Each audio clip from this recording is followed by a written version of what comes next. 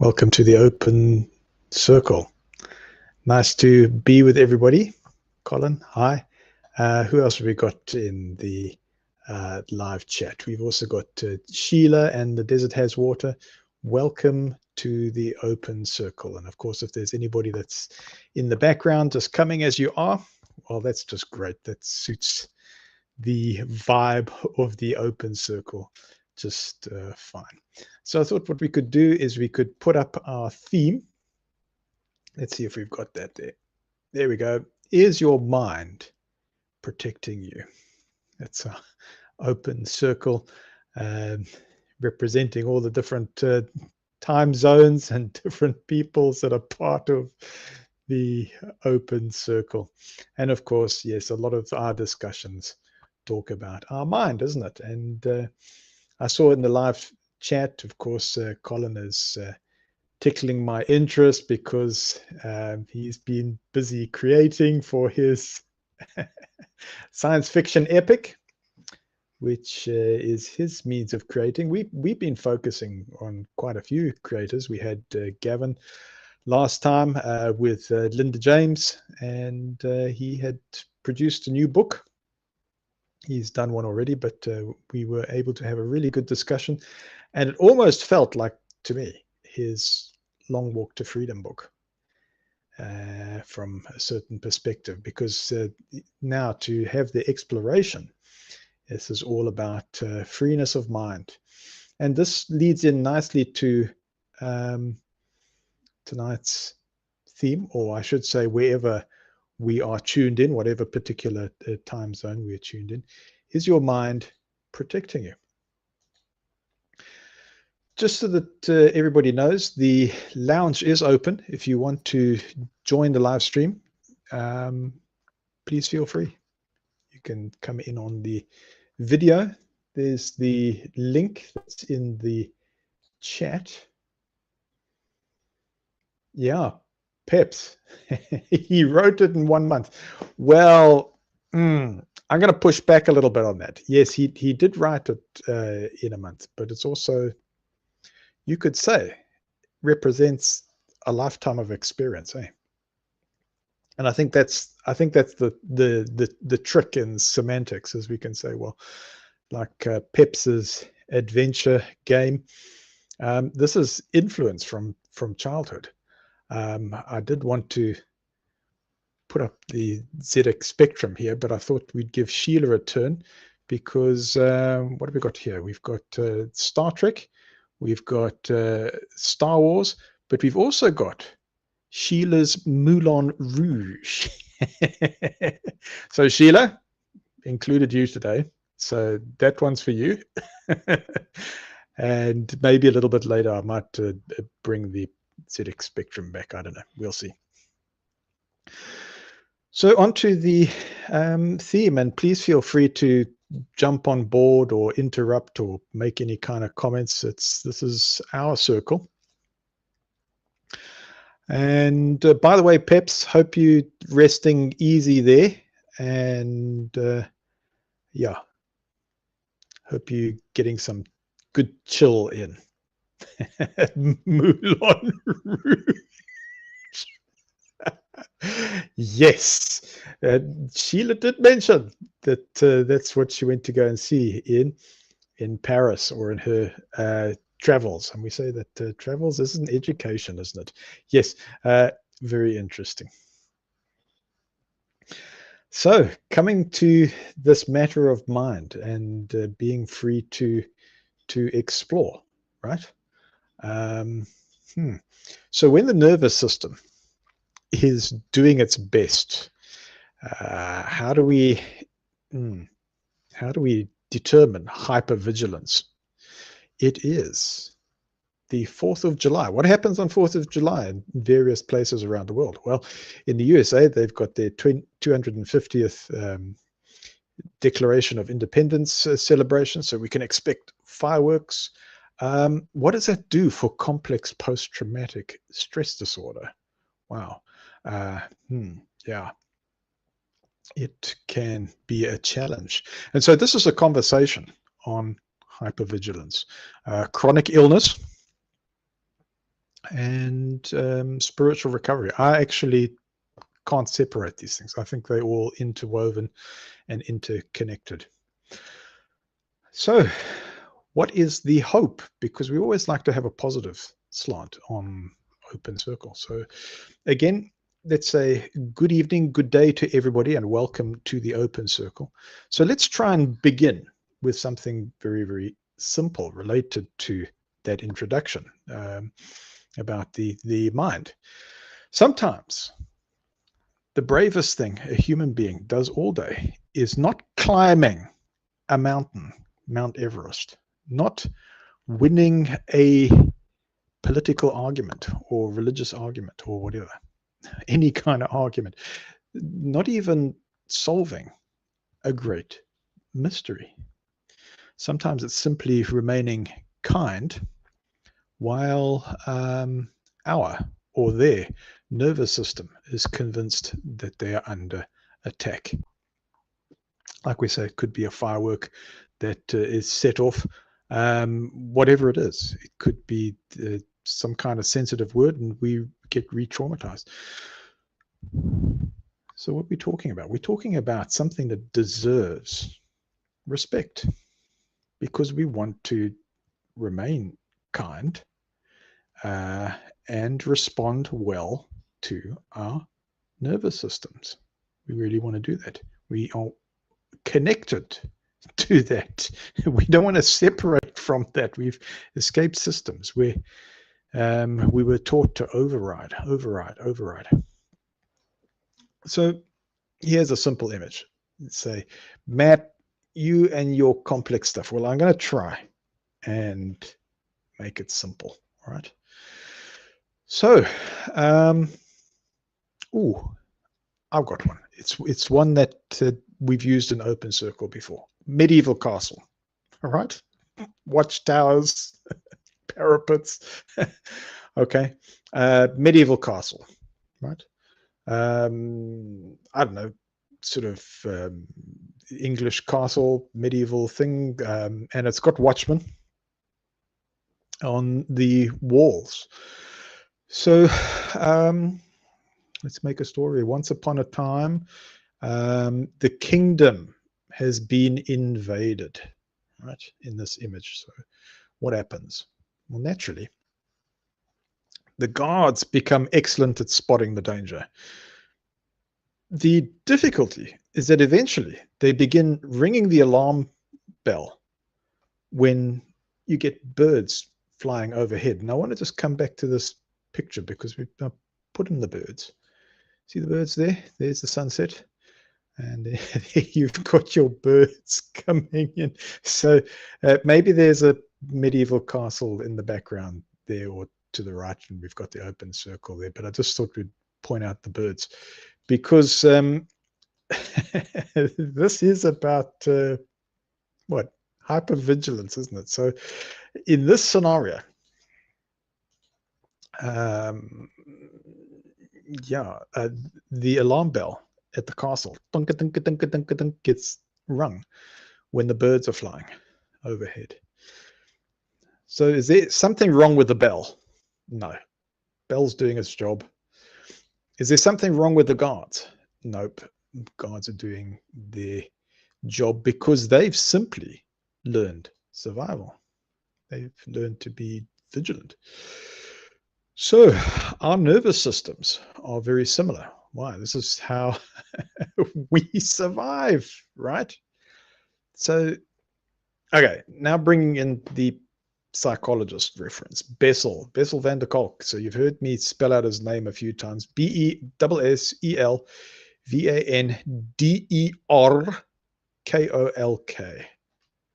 Bessel van der Kolk. He's done a lot of work, and on this channel, we refer to him because this situation with our bodies and the alarm bell and hypervigilance, we can say it beautifully reflects his work, Bessel's work, very well, because his research, what it do, to emphasize that trauma is often carried in the body's patterns of response, rather than existing only as memories, right? So his work has helped many people understand why reactions can occur before conscious thought. As I say, actually faster than the speed of thought, maybe even faster than the speed of light. Are we talking something that's on the quantum level? Maybe. I kind of feel that it is that way. Anyway, so many persons look at Bessel's work. I'm one of them, and I've introduced it to the circle because those books, his records, his research, it's helped many people understand why reactions can occur before that, conscious thought, right? So I'm going to ask a question. Let's see if we can shove it in the chat, shall we? Here's the question. Ready for this? Have you ever known intellectually that you were safe, but your body hasn't received the memo yet. Shall I repeat that? Have you ever known in the head, intellectually, that you were safe, right? You're in a safe space, but your body hasn't received the message, and I say the memo. Okay. Maybe you can smile at that. I see Colin says absolutely. So I can almost see him nodding there. Yeah. Okay. Here's another illustration. We've used this in Open Circle, and it's a smoke detector, right? So it goes off. Somebody's burnt the toast. Beep, beep, beep, beep, beep, beep, beep, beep, beep, beep, beep. This is gone off. So, okay, let's make this illustration really ridiculous. Do you shout at the smoke detector? Dad! God, get angry with that thing. It's making a noise. No, it might be a setting. Sometimes you can calibrate it. It goes, okay, this is toast. This is a fire that's more serious. Okay, so you might be able to do that. And we're not letting rip with anger or treating this machine, this smoke detector, unkindly. We're patient with it, and we're going, no, it's got its useful purpose, and we don't have to blame it. I mean, it would be ridiculous to start blaming this machine. Peps, I'll waft a tea towel at it. Okay, yeah, or flick it, dwack, dwack. Yeah. So we don't want to render it useless, hey? And we certainly don't want to blame it. So I don't know if this makes sense, but this mirrors ideas found in the work of, here's another one, Stephen Porges, Porges. And I think it's Stephen with PH, Stephen,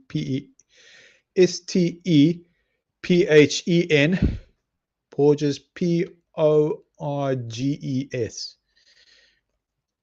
And what's special there? Well, he talks about this vagus nerve. So you do this deep breathing, and you've got this vagus nerve here, and it connects to all the organs in the body, right? So we hear about this vagus nerve. Anyway, he talks about the P-O-L-Y, vagal, V-A-G-A-L, polyvagal theory. And it explores how our nervous system shifts between, states of safety, mobilization, okay, and here's another one, shutdown. Body's just shut down. And that's in response to cues around us, right? Question from the audience, Peps. Okay, Peps 1975, are you referring to feeling in danger even when you're in a physically safe position? Yes. Yeah, absolutely. That's what we're talking about. So thanks for that question, Peps, because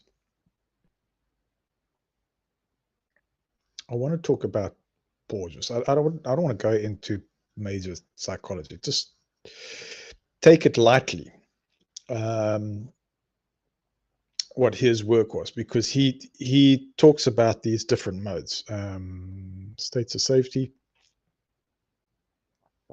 fight or flight. So that's your mobilization, right? And then your shutdown. It's like a freeze response or paralysis. So this happens in response to all kinds of cues. And who says post-traumatic stress? Yeah, that's right, Peps. So I would add complex post-traumatic stress. So if we say CPTSD, right? Because if you come out of high control religion that was abusive, or an institute that was abusive, or you go into some kind of work environment that's abusive, guess what? You get this complex post-traumatic stress syndrome. And you go off to maybe the psychologist. You hire a psychologist, and not all psychologists are created equal. Some don't really know about this complex post-traumatic stress disorder. Collins says phobias work similarly. Yeah, I guess they do. You can tell yourself intellectually that something won't hurt you, but your body reacts on its own. Yeah. What is that? Autonomous. Your autonomous nervous system. I mean, you stand on a snake in the bush. I don't know who's ever had that experience, but it's an incredible thing. Your mind just knows exactly what that thing is. It's like a primal response, right? Yeah, could be a misfiring of some of our ancient DNA, survival instinct, or yeah. I would say that the snake experience is that, because you watch how high you can leap when you stand on a snake. It's phenomenal. It's cat-like reflexes. Okay, or it does happen for many reported incidents. So a person stand on a snake, doink, and they react. So what if I know, and let's make this a question to audience again. What if I know my reactions aren't rational, like Collins says? He says this is misfiring, or maybe a correct firing of ancient DNA. Yeah. Desert has water. I'm in WTH. Yeah. Peps, have you ever had panic attacks that can be terrifying? Yeah. I don't know who wants to answer that. Colin, the problem is those reactions don't really have a use anymore in our societies. We're not running from saber-toothed tigers and such, but those experiences are still in us. Yeah. Well, take a bush situation or savannah situation in Africa. I mean, I've got somebody corresponding with me, and they say that there was a snake that went up the tree and it took out one of the chickens just now. Yeah, so you're living in these, it's scorpions as well. You're living in these environments, and they're dangerous. And so those reactions, I would say, in those environments are very, very useful. And I can speak for myself about that. I can say, I have been amazed about how you can become immersive in those territories, and how the body can surprise you, and it's trying to protect you. Even the cold water experience, getting this deep breath, and what's happening, it's it's a control. Is it controlled hypoxia? It's a form of hypoxia, and it warms you up. It actually changes the gaits in your extremities, like your fingers and your toes, so you don't lose them. So that's an incredible thing. So what was the question again? Oh, what if I know my reactions aren't rational? I think that's why we're getting the various answers there. So we've already touched on it, and Colin's done it. He goes, well, what about ancient DNA? What about that? And keeping an open mind, not being categorical here. But it opens up this thing that maybe it's not irrational. Maybe it's historical. So is it history now in our modern world, if we were in a very modern society, our reaction getting mistaken for irrationality? Colin, hello. Hello, Matthew. How are you? Good, and you? Can Very you good. see me and hear me all right? Yes, I can see you just fine. Go ahead, continue. I'm just listening. I'm Well, here present. thanks very much for rocking up, and it's nice to have you all the way from Honduras. How are you doing? You're right. or as Yeah, well I'm as doing.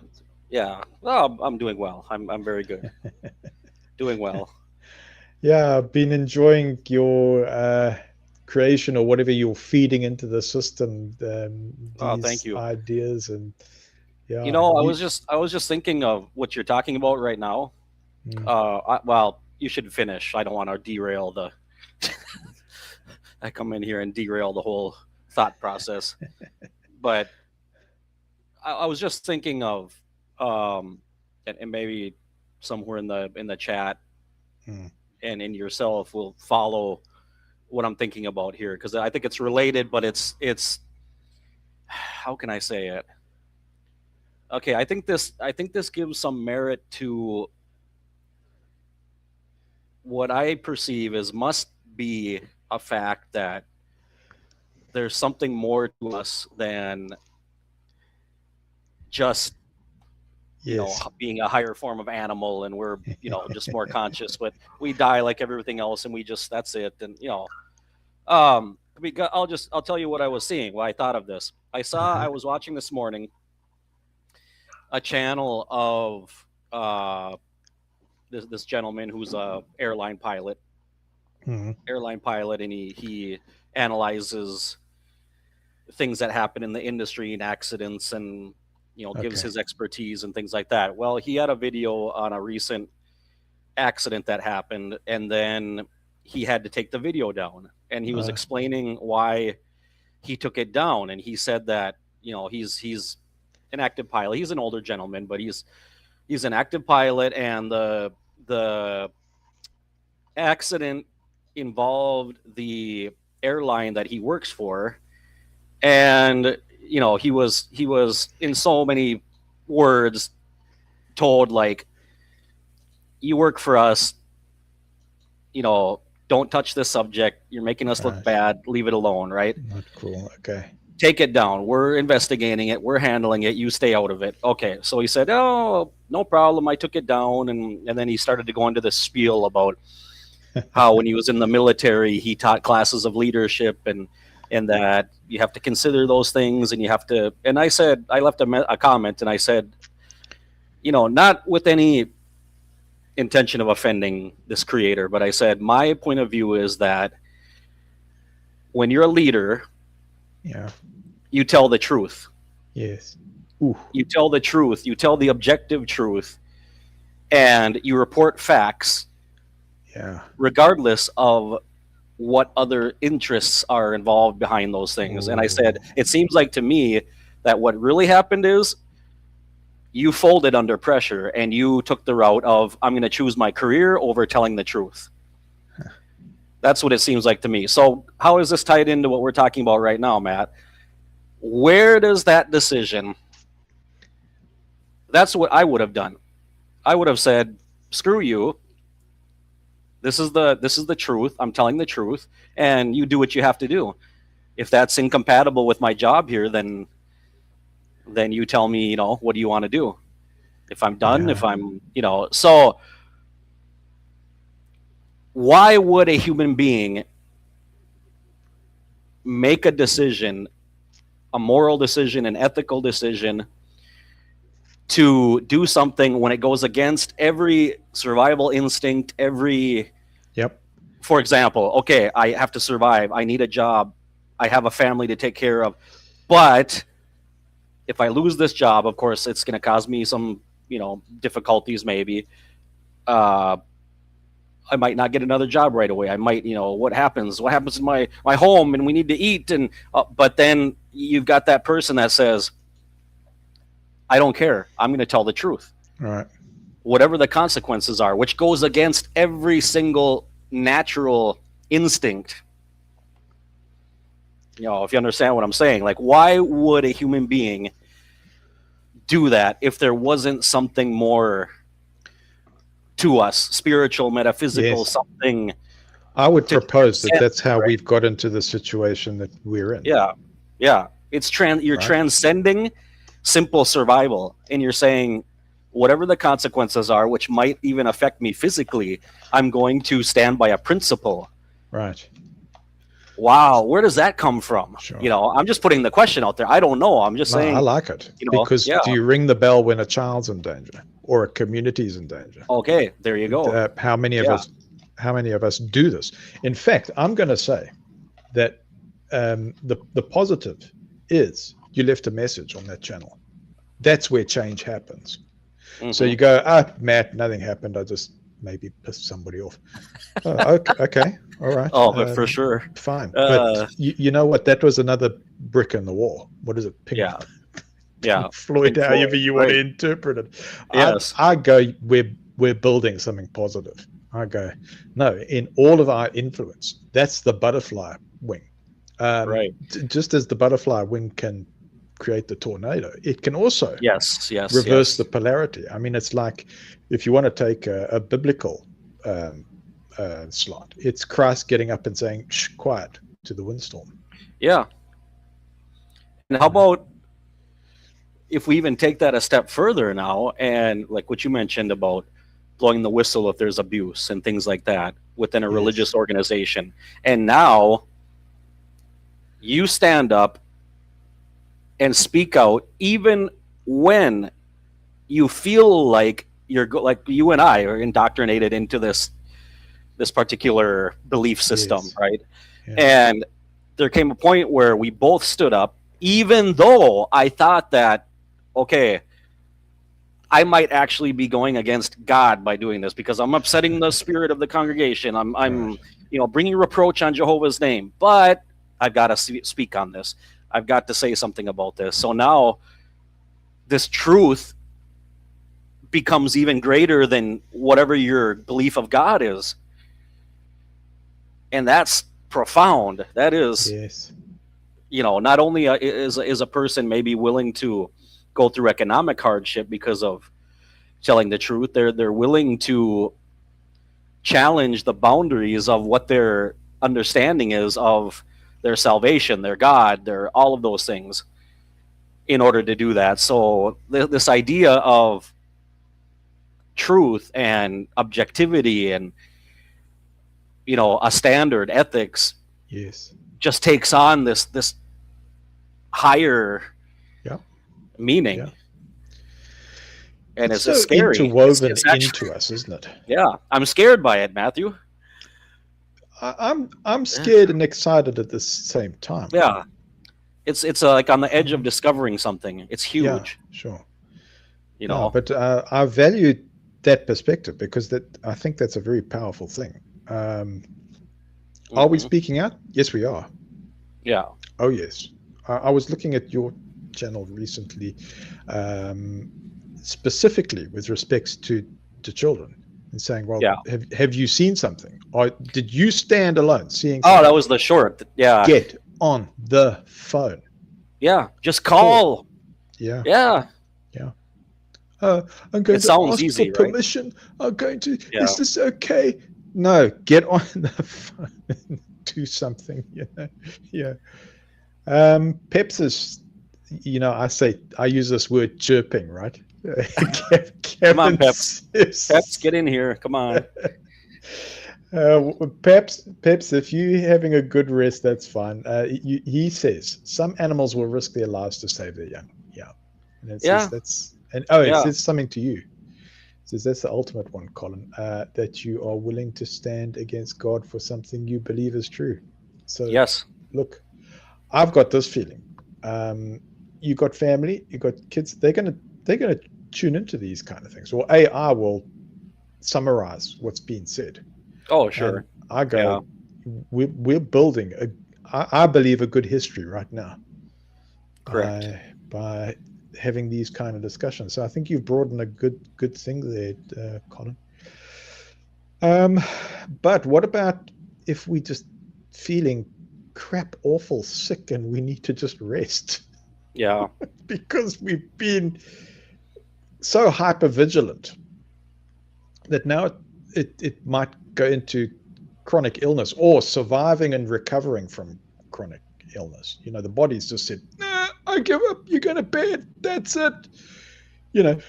So I do think of conditions like ME, what's that? Myalgic encephalomyelitis, right? or chronic fatigue syndrome.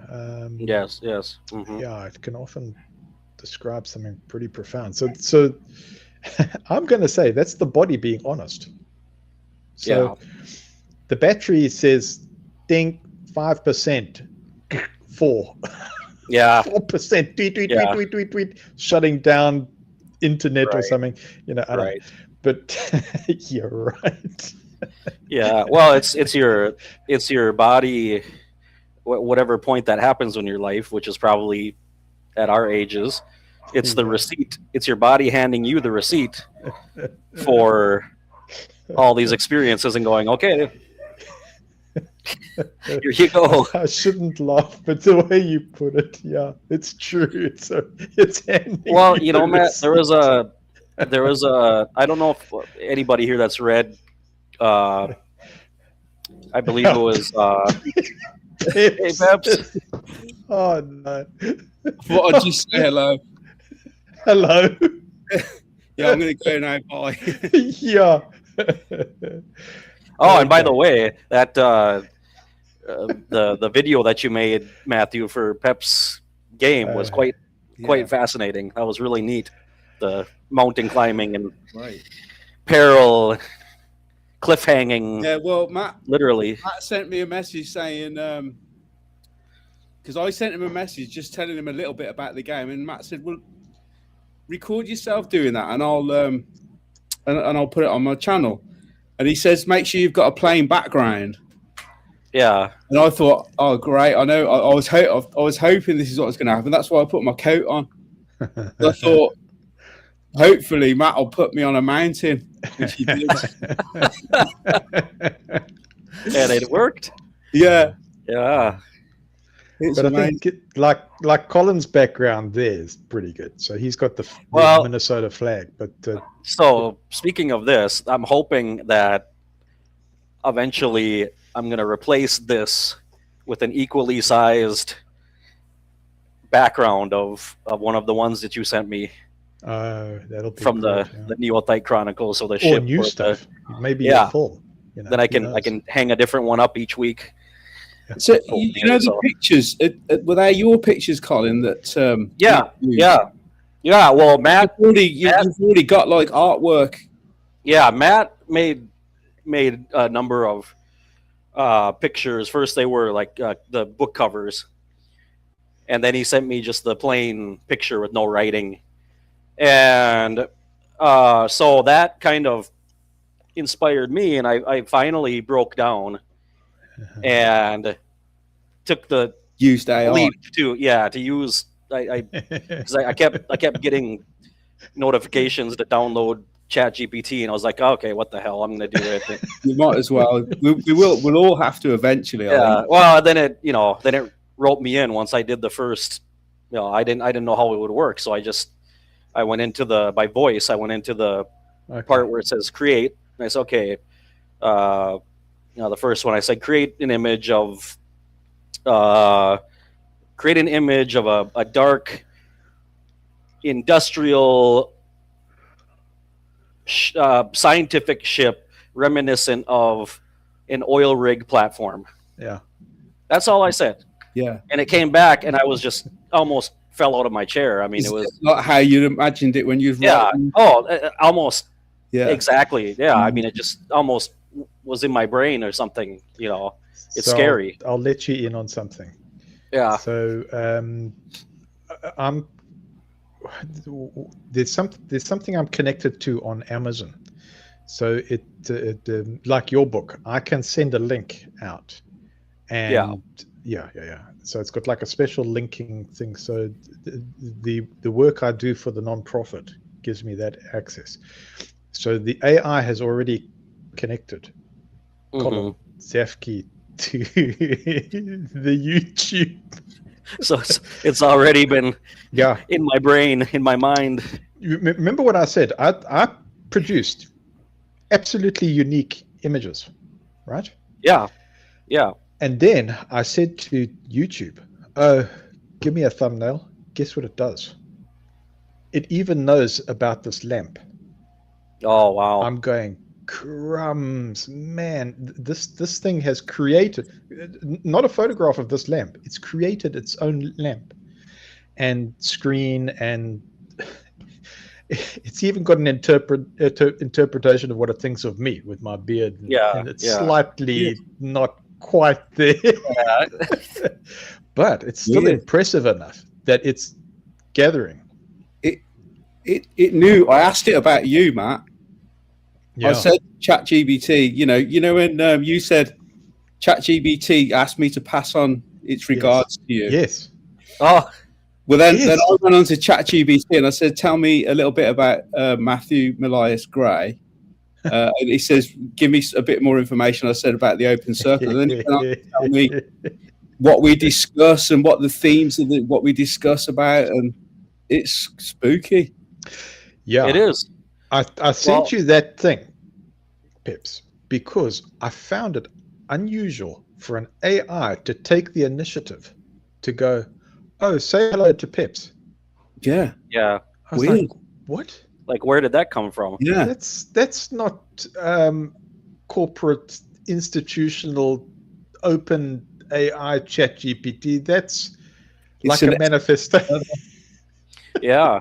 Well, you know what happened to me today, Matt? And this is the first time I've seen this because I'm using the app now, but it was creepy. Like Peps just said, it's creepy because well, of course I have this free chat GPT, so they limit. So you haven't paid, you're not on the paid one yet? I'm not paying for it. That's fine because when you pay for it, mate, it's even more advanced. Yeah. Well, and one of the things is that when it's free, they limit how many images per day you can create, get about 5, don't you, or something? Which for me is, that's not worth paying for. I'll just wait, But anyway, so I got to, I guess, whatever the limit was, and what I thought was interesting was the choice of words.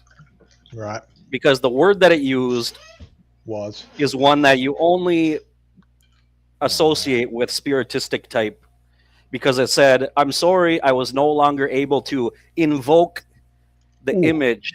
Weird. Invocation. Yeah, that image. Use the word to use. And I'm like, why would a computer system use that word? Why? Yeah. Create, produce, bring up. I mean, why invoke? There's a very specific usage of that word you don't see anywhere else. And it, like what I told Matt when I'm bringing up these images, and it's like this thing's reading my mind. Yes. It makes you wonder where it's getting the images from. Right. And you know what else is weird is when it's creating the image and there's like a box, right? And it's like a blob going. And the funny thing is you give it a vague explanation, right? Like directions. I want an image of this, and this. And it comes up and that's what I'm picturing. And I'm going, what is Yeah. Yeah. And sometimes it's even better than you was. It's what you would have. It's what you would have wanted. I'm like envious of myself now because Matt sent me this for my book, like the back page of your book or the inner cover. Review, like the review of the author, right? Yeah. Like your, and it's like I look better than. It's like I want to look like that guy. It's a better version of me, like the clothing and the. I can tell I'm more like. It's me, but it's like slightly slimmer, buffer. I'll reveal how that was done. It's not top secret. I used a background remover. Oh, sure. But you didn't do any work to touch up Colin or anything to touch. What I did was I made it black and white and high contrast. Yeah. So. But even it's what's it? It's a trick that's done for authors, right? Yeah. But even the pictures of us, Matt, like the one you did of yourself on your videos, it's like you look better. Yeah. In that than we do in real life, Yeah, doesn't it? Like, wow, this is, Yeah. But yeah, it is. It brings up questions now of Peps. You said you asked the perfect question right there. Where does it get these images from? Where's it conjuring from? Yeah, it's unbelievable because these are not images that exist. They're not out there.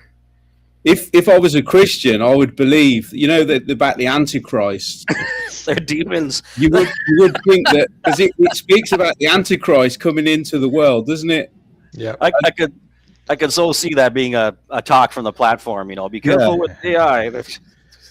I wrote to the organization about that. I said, look at ChatGPT. It's 666 in the. Oh, there you go. Yeah. And they didn't like it. But that was before they were using the AI. And I was been preaching this for years, and it's coming. And then, well, wasn't it on their TikTok channel that? Yep. Their TikTok channel started to suggest. Yeah. Which means that my letter was just overridden. Have you guys had? Sorry, Matt. I just want to quickly think about it. If you had, on your face, do you both use Facebook? I use. What do I use? Is Instagram Facebook? No. Yeah, they're both the same. Well, it's Meta. It's still Meta. It's because since that thing with the JW algorithm, I've suddenly had loads of pro JW things on my Facebook feed.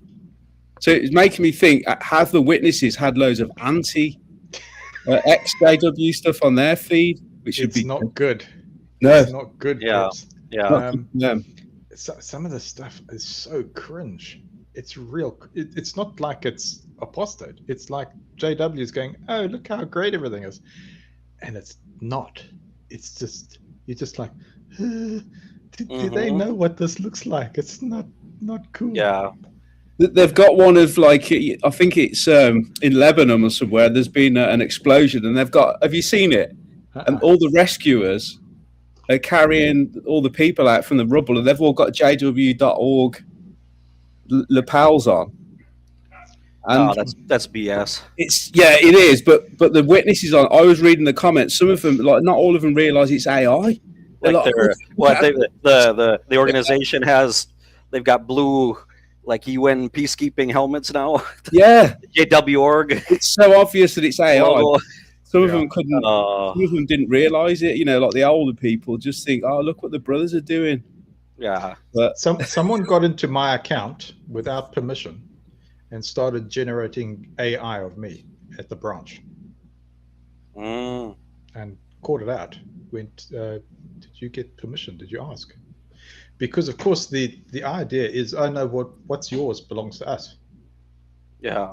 This is the attitude, even right now. And I'm going, no, just going to mention that to the police that, by the way, can show you this is what's been done, wasn't asked. I said, if you ask me, you might find I might be favorable, I might not be, but you need to ask me. But I'm putting this down on the deposition as well, because with all the sensitivity of everything that's going on, I'm not cool with this. Is this recently, Matt? Is this recent? Or is this about 6 months to a year or something that they started making videos of me. Yeah. And I was like, in fact, it's good and it's bad. I found some of these videos are on forums. So on the peninsula here, some of the things that are affecting people on the peninsula, I see the community has made posts about it and gone, oh, there we go, posting without a comment.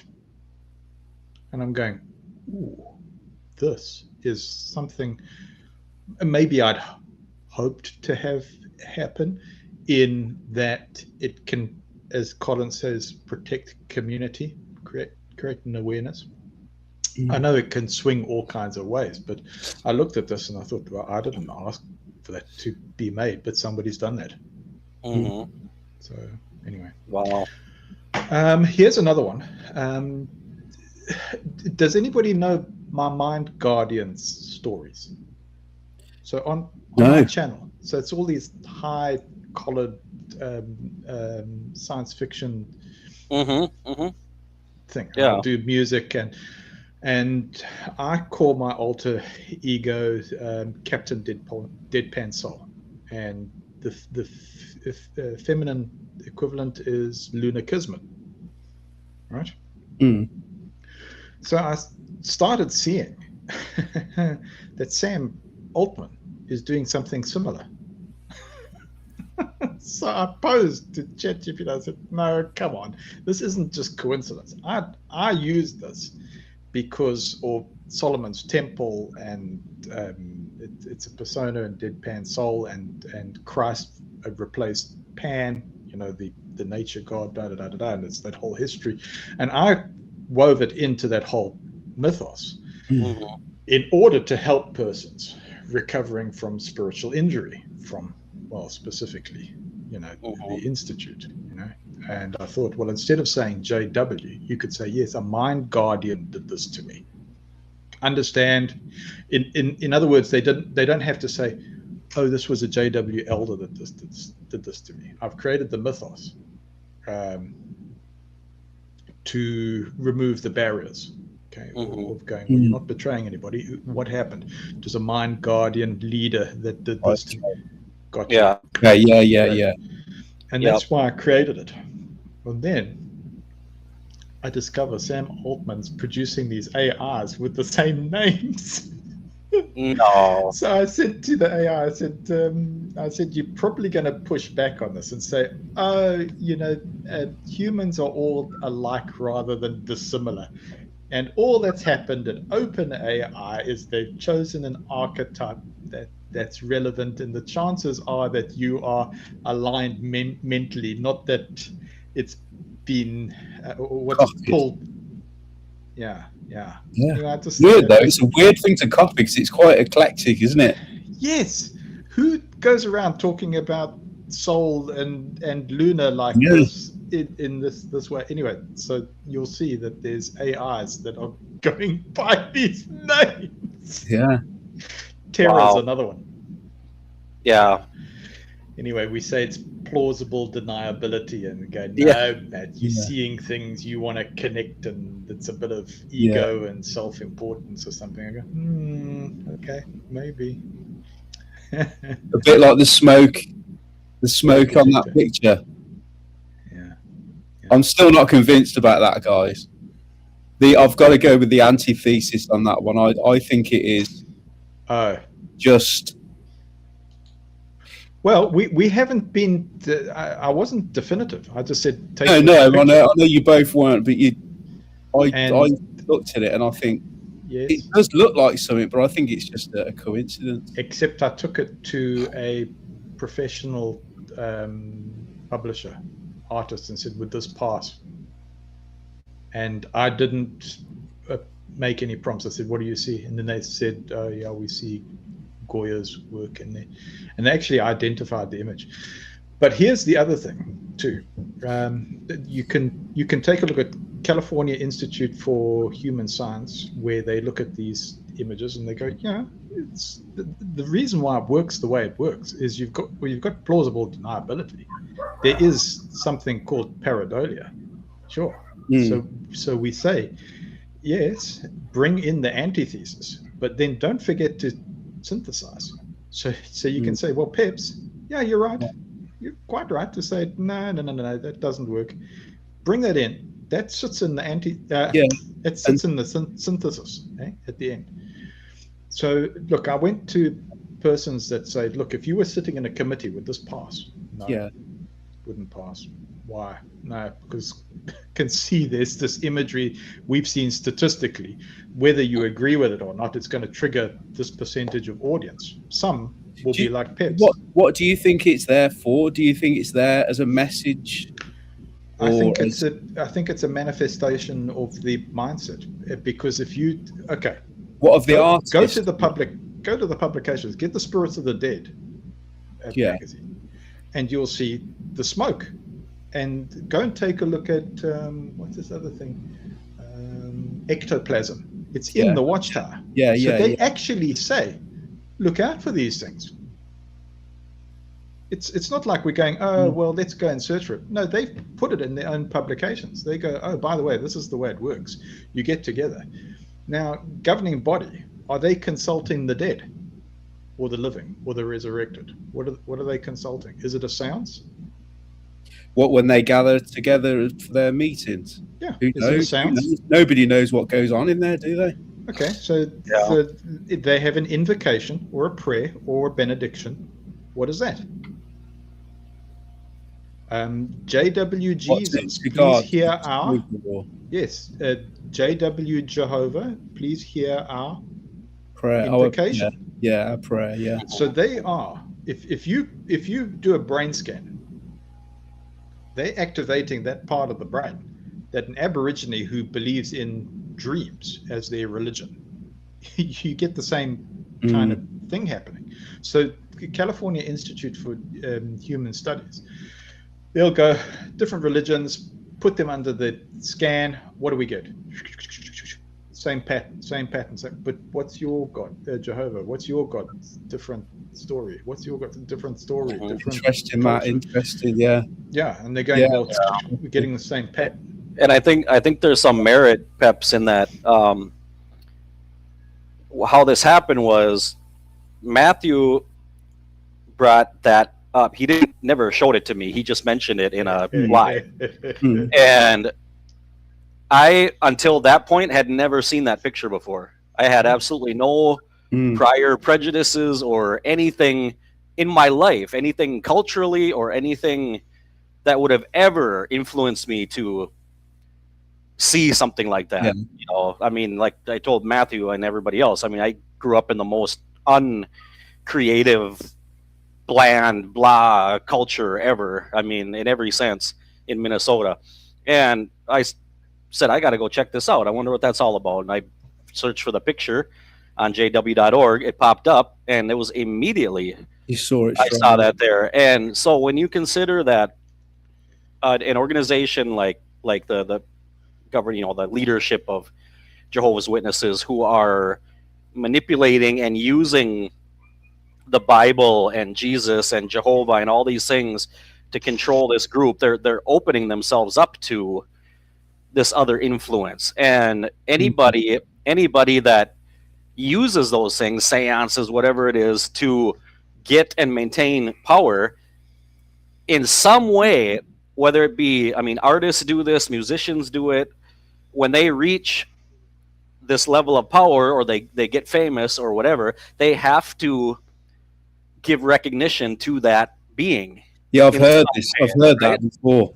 They have to, whether they write a song about it or they do like some kind of symbol on stage, or they do something where they have to. Masonic. There's a Masonic term for it, isn't there?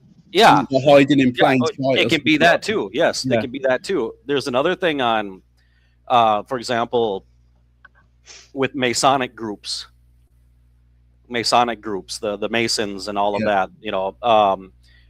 There is a concept within Masonry that's called the rule. I mean, look it up for me, please, Matthew. I think it's the rule of 4 or 3 to 4 or something like that. It's a Mason term for the angle and all this stuff, where they'll have somewhere, every single organization that's connected to Masonry, the Freemasons, they will have some symbol or type of image that has a relation of 3 things. It can be lines, it can be whatever it is, 3, and there'll be other 4 like in a pattern. So when you look at the JW, they have that, which recently I don't see it anymore, but they used to have the diamond with the W in it. It's the inside story if you're looking for it. Yeah. Okay, they still are using it then. Yeah. So you have you have 3 something, whatever it is, columns, lines, people, flowers. I mean, there's a number. You can see 3 things, and then somewhere it's in relation to another number, like 5 or 4 or whatever. I can't remember what it is, but it's a Masonic symbol for angles. It's an angle on their Masonic like square that they have there, And not all Masonic teachings are created equal. I mean, you can say that that's temperance, fortitude, prudence, right? Because of course, there's different levels and things that, but you can see that in some imagery. But if it's the watchtowers using it, then that is something weird, isn't it? I mean, right? Well, let's quote Barbara Anderson. Did you see when we got together? Did you see that? You're going back about 3 weeks when Diamond Dave and that was. You remember? Yeah, I watched that. Yeah, because I said to her, oh, by the way, most people say that the John Dee ritual, if you see it, number one, they're not trained to see it. And if you mention and say, oh, Colin, did you see that they've just performed a John Dee ritual? He goes, what? Huh? Don't know what you're talking about. But that's ancient magic. And then we got on to Enochian. And I said to Barbara, by the way, I heard them talking Enochian 26 years ago, and I pointed it out. And I said at the annual general meetings, they were performing the John Dee ritual, through projection.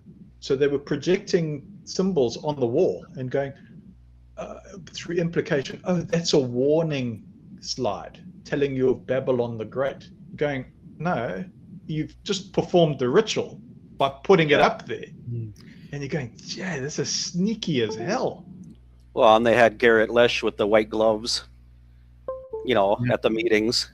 Right, and things like that. Golden well, and what was that? What was the? I always forget the location of it. They built a goddamn branch or assembly hall that was a Masonic. They had the drone shot of it. Have you seen that? Yeah, I have. Yeah, yeah. So you can deny it. Let's hear. No, I've seen it. But then I went to look at it again. Yeah. And the picture that was shown on the internet was taken in a way that favoured it. In other words, if you zoom in on it, they manipulated it. Yeah, they had manipulated it a little bit.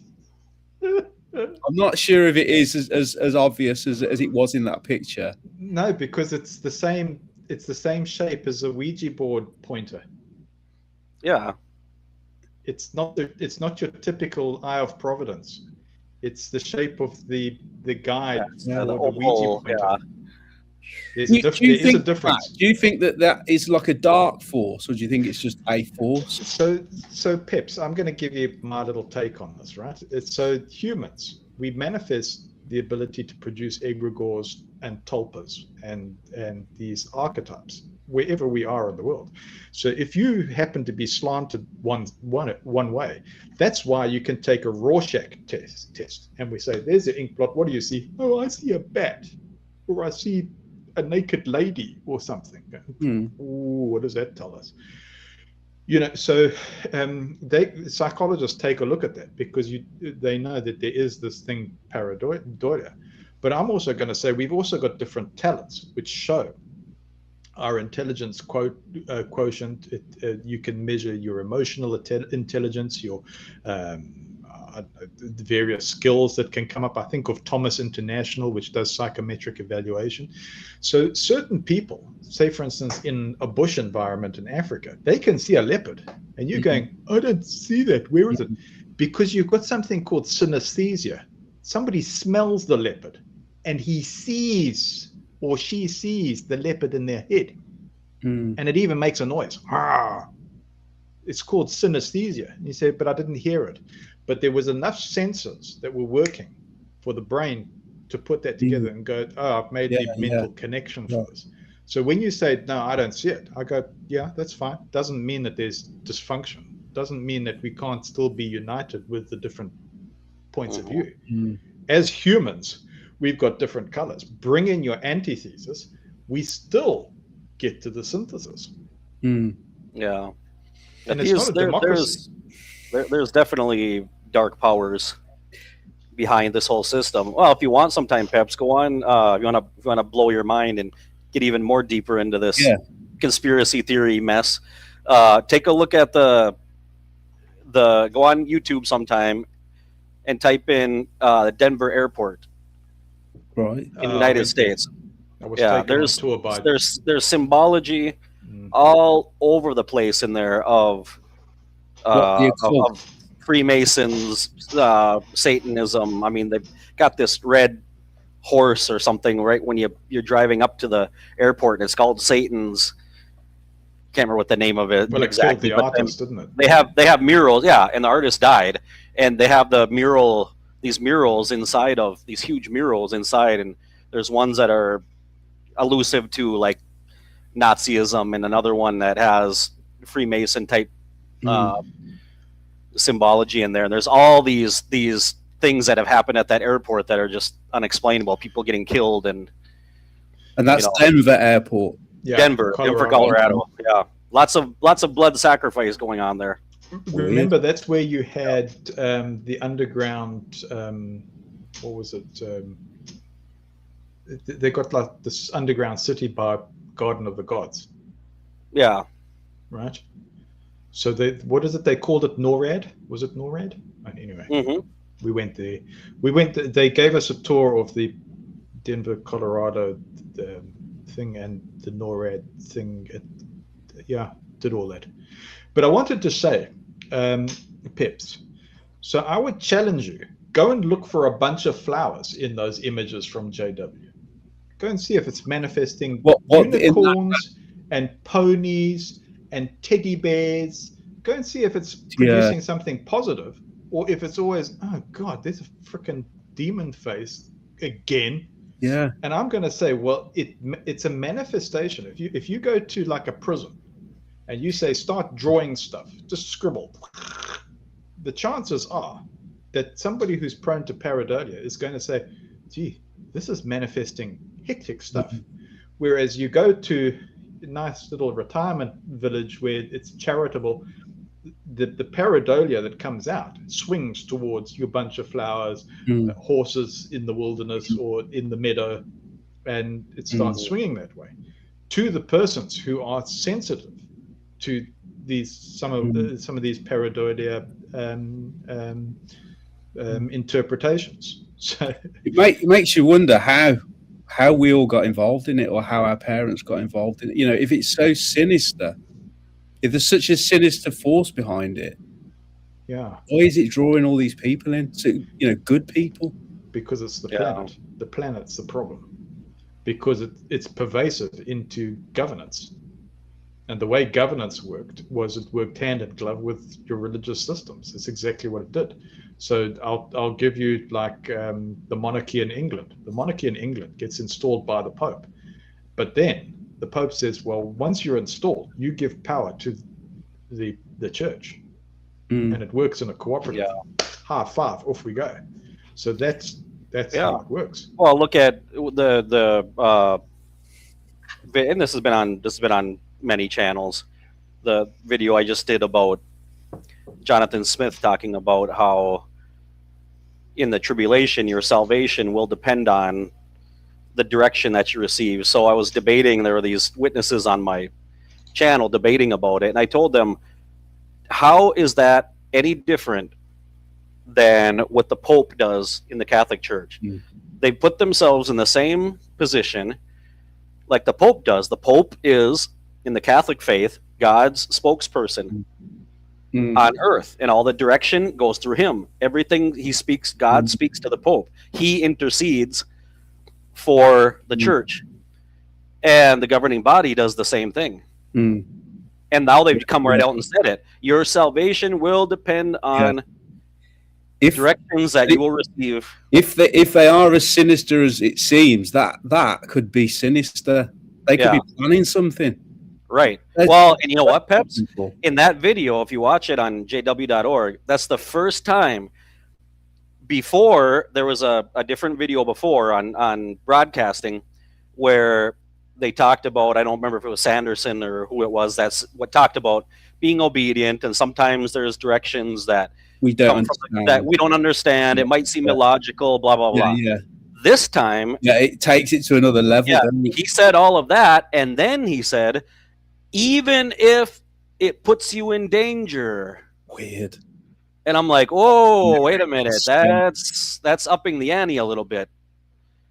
That rhetoric is a little bit more, what's going to put you in danger? What's going to seem like, if they're going to ask you to do something, if they're going to, hey, everybody go home and take these pills.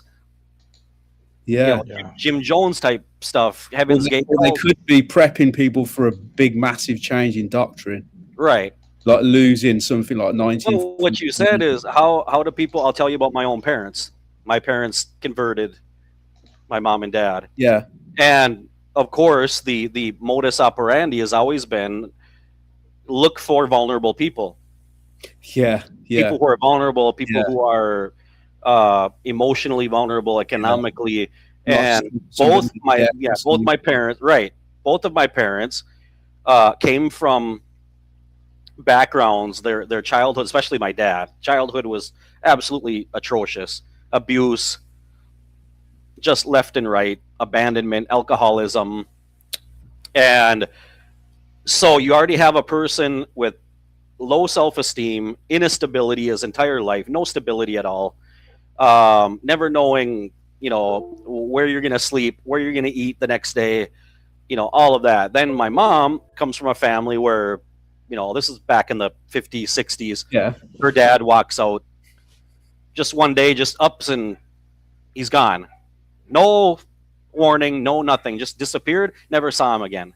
And left their mother and 5 kids to fend for themselves. So she comes from this unstable background and insecurity, fear, and so they learn the truth through one of her brothers became a witness and started studying with her, and then of course she adopted the radical, oh, we've got to be a part of this or else.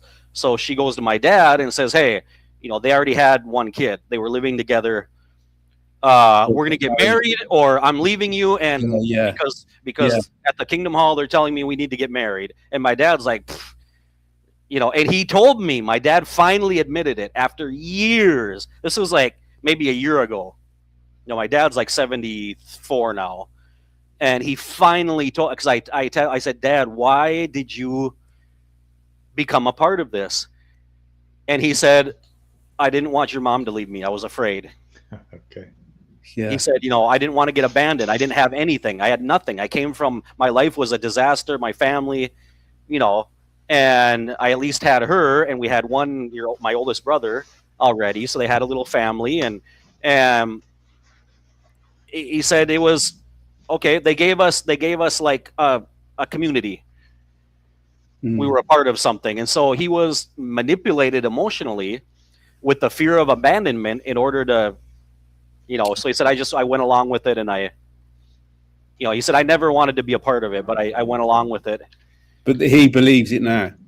Yeah. Well, it's sort of, no. I can't tell what he believes from one day to the next, but he's gotten to the point now where he'll say that,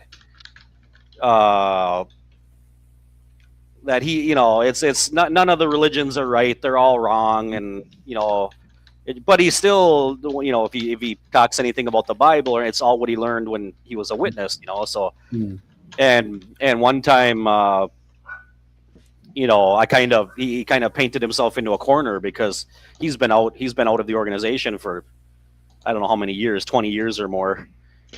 We've got a few. Oh, sorry, Colin, I've interjected this. Yeah, I'll wrap it up here. So he was talking about stuff, like about, right now he's like, because he's always like self-deprecating, and he always says that he had his shot. He turned his back on the truth. He turned his back on Jehovah. I'm going to die. I'm just resigned to that. That's another tactic. It's like leads you down that path. Yeah. Yeah. And he says, I knew the truth. I knew better. And I let you guys down. And I just know, I already know I'm condemned. Armageddon's going to come. And he said, right now the separating, the angels are separating everybody. And I said, Dad, do you know that? I said, listen to yourself. I said, if you actually knew, you're talking about something that they stopped believing in like years ago. They don't teach that anymore. I said, himself, isn't he? I said, do you realize that the separating work, according to them, hasn't happened yet? And he's just like, what? And I said, you need to go on that. What a shame for him to have all these like negative thoughts. Yeah. And it's not even, it's like, they don't even, you're condemning yourself for something they don't believe in anymore. Yeah. I said that the fact that that's what they taught you, and now they've discarded that should make you start thinking. Yeah. So he was just kind of like I could see like I said, the Windows fatal error, error 404, Yeah. But then later on, I could tell, I was just like, Dad, I was like, listen, JW Org's right there. I said, you don't have to listen to me. Go on there, look at broadcasting.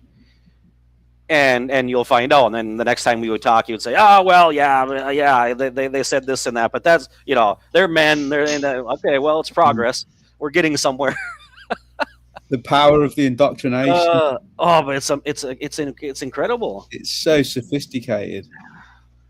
I think these are very important things to discuss, and I do apologize for interjecting there, Colin, because I don't want to that's okay, man. derail what you have to say. I think it's very, very important. But if we can just pause just for a little moment, just to include those in the Engage chat. the comments. Yes. Yeah, can I do that? We've got John J Mars saying hi, everybody. So hi, John. Happy Saturday. A bit slow today. And then the Desert Has Water says, I need forgiveness.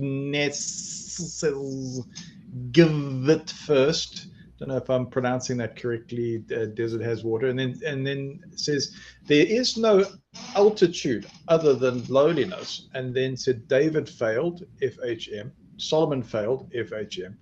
MHUUD failed for him. And then Linda James is with us, says, I made a video about it. And of course, there's greetings to Linda James. And John is looking up Denver Airport now. So I think that brings us more or less up to what does the desert have water? What did she mean by that? Do you know? Did it have water? So there's a question from Peps. Don't know if you're prepared to explain, if you are comfortable. But what is your question exactly, Peps? Yeah, it just sounded quite interesting what she was saying, but I couldn't quite understand what she was saying. Oh, okay. Linda James says, I sent you the video. It's only a few minutes long. Okay, I'll look into that, Linda James. Thank you very much for that. But yeah, we were also talking about today our reactions are not necessarily irrational. I was talking about health. Yeah. And if, let's say I go, Colin, Peps, I got to go and lie down. Cheers, guys. Bye. Yeah. Yeah, I know about that, mate, at the moment. Well, we all do, don't we? Yeah. So I would say that if we don't listen to that, then we can spiral towards chronic illness, right? Yeah. So was it ME, chronic fatigue syndrome?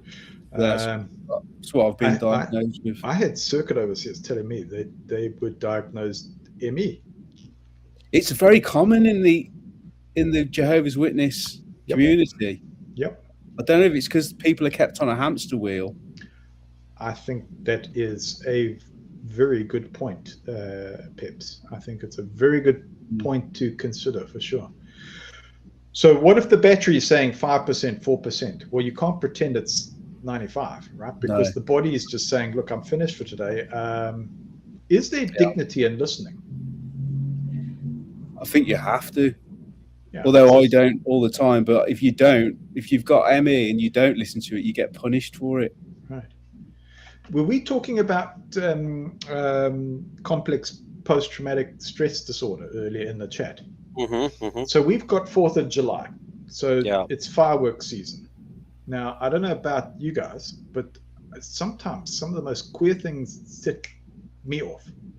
And it's like standing on a snake. And I go into the fight or flight thing, and I lose my breath, and I'm going, where's my exits? And if I'm blocked, it's terrible. And it happened. I would say it got worse during COVID when I got my hypoxia injury. So I wanted to talk about this. Isn't defeat, it's actually wisdom. I go, finally, my body's saying, hey, enough is enough. You haven't been listening for 30 years or 40 years or whatever. And I go, well, it's like carrying a backpack, isn't it? I mean, there's Peps going up Everest or whatever, or on his game. And most people wake up. That's part 2, Matt. That's part 2. I'm looking forward. You're in the part 1, you don't actually get to climb yet. Okay. But you'll have to play the game. Yeah, looking forward to that. So look, somebody living with chronic illness might wake up with 20 kgs already inside it, but others can't see that. Yeah. They can't see what you're carrying. So they go, oh, why are you walking more slowly? So my question is, in the open circle right here, we've got measure of control for ourselves and for uplifting community. How can I support somebody whose illness I can't see? I'm going to propose, believe them. Yeah. I'm going to propose. Yeah, that is that for me. I had a lot of. I didn't even believe it myself. I knew there was something wrong with me, and because I kept going to the doctors, and they're like, "Well, what do you want me to do about this?" You know, there's nothing. But when somebody actually says to you, "Yeah, we think you've got this," just somebody believing that you've got something is such a relief. You're like, man. Absolutely. It's a relief to know that somebody believes you and that you've actually got a condition. It's also interesting how energy then flows once you're freed up. Yeah. You go, yeah. Actually, now that there's no pressure. Once I was diagnosed, I had a period of about 6 weeks where I felt fine, which is weird. But then it kicked in again. So yeah, like you get the energy. So the energy must be there. I just can't seem to generate it, or I get sort of. But at least you know how to deal with it now, though, because you've identified it. Yeah. Which gives you power. Yeah. Whereas before, with this, what's wrong with me? What's happening? Yeah. And I was getting mixed signals. So I was people saying, "Look, you need to get down the gym. You know, you need to." But now your cortisol goes up. Yeah, the gym makes me more depressed. You've got to do this.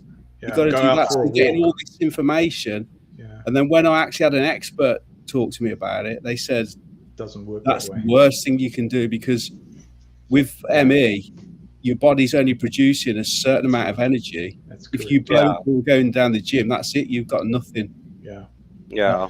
So it's well-meaning people who just don't understand the mechanism. Yeah. And so all right. So removing pressure is very important. Instead of Pips, rush off to the gym, pal. Go eat a few more eggs. I mean, what the hell? Come on, got to help yourself here. Yeah. And you can actually see your cortisol rising. Yeah. You can see it. Okay. So I'm going to say presence in this situation is often more healing than just more advice. I mean, you're just going, come on. I mean, my mental bandwidth, enough is enough. And I think that's the boundary thing. I just want to acknowledge Linda James. Linda James, thank you very much for looking that up. My computer system is just very, very fragile, but I do want to look into it, and maybe we can incorporate that somewhere in the future or a little bit later, perhaps. I will look into it, but thank you very much for helping out there. Yeah. I also wanted to say to Peps, you know, not every wound comes from fists. It doesn't always come across as physical abuse. Sometimes it's through words. I would say in the kind of systems that we were in, it absolutely is that, because you're talking about a hypnotic environment that is telling people to believe certain things that it's like saying, well, the sky's pink permanently. You're not allowed to say blue. If you do, you're an apostate.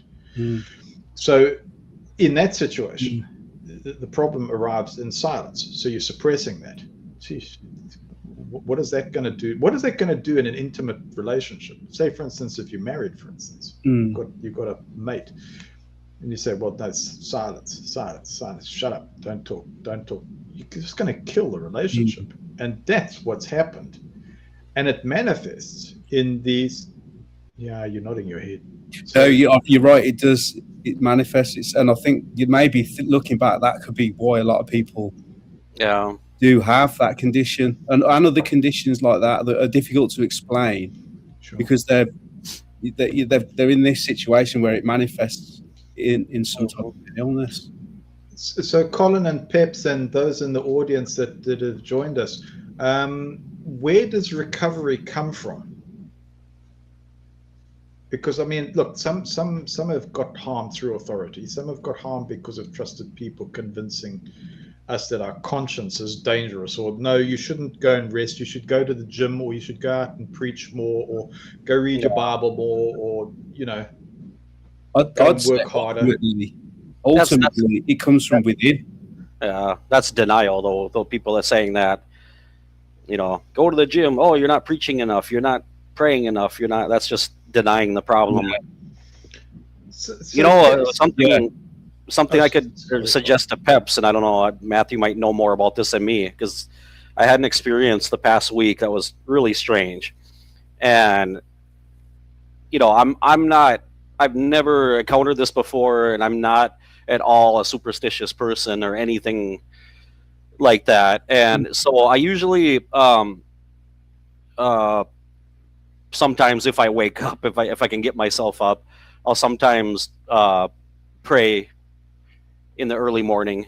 I'll get up, and I had a whole week. I had this dull, aching pain in my shoulder, my neck.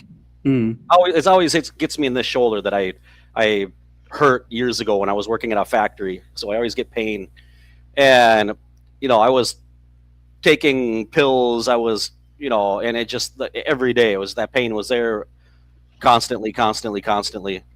And I was stretching, and I was trying to do exercises, and so this one morning I got up and I was going to do my prayer routine. And sometimes when I pray, I don't really have anything specific to pray about. Sometimes it's just simply to be in a position of reverence and just be in the presence, right?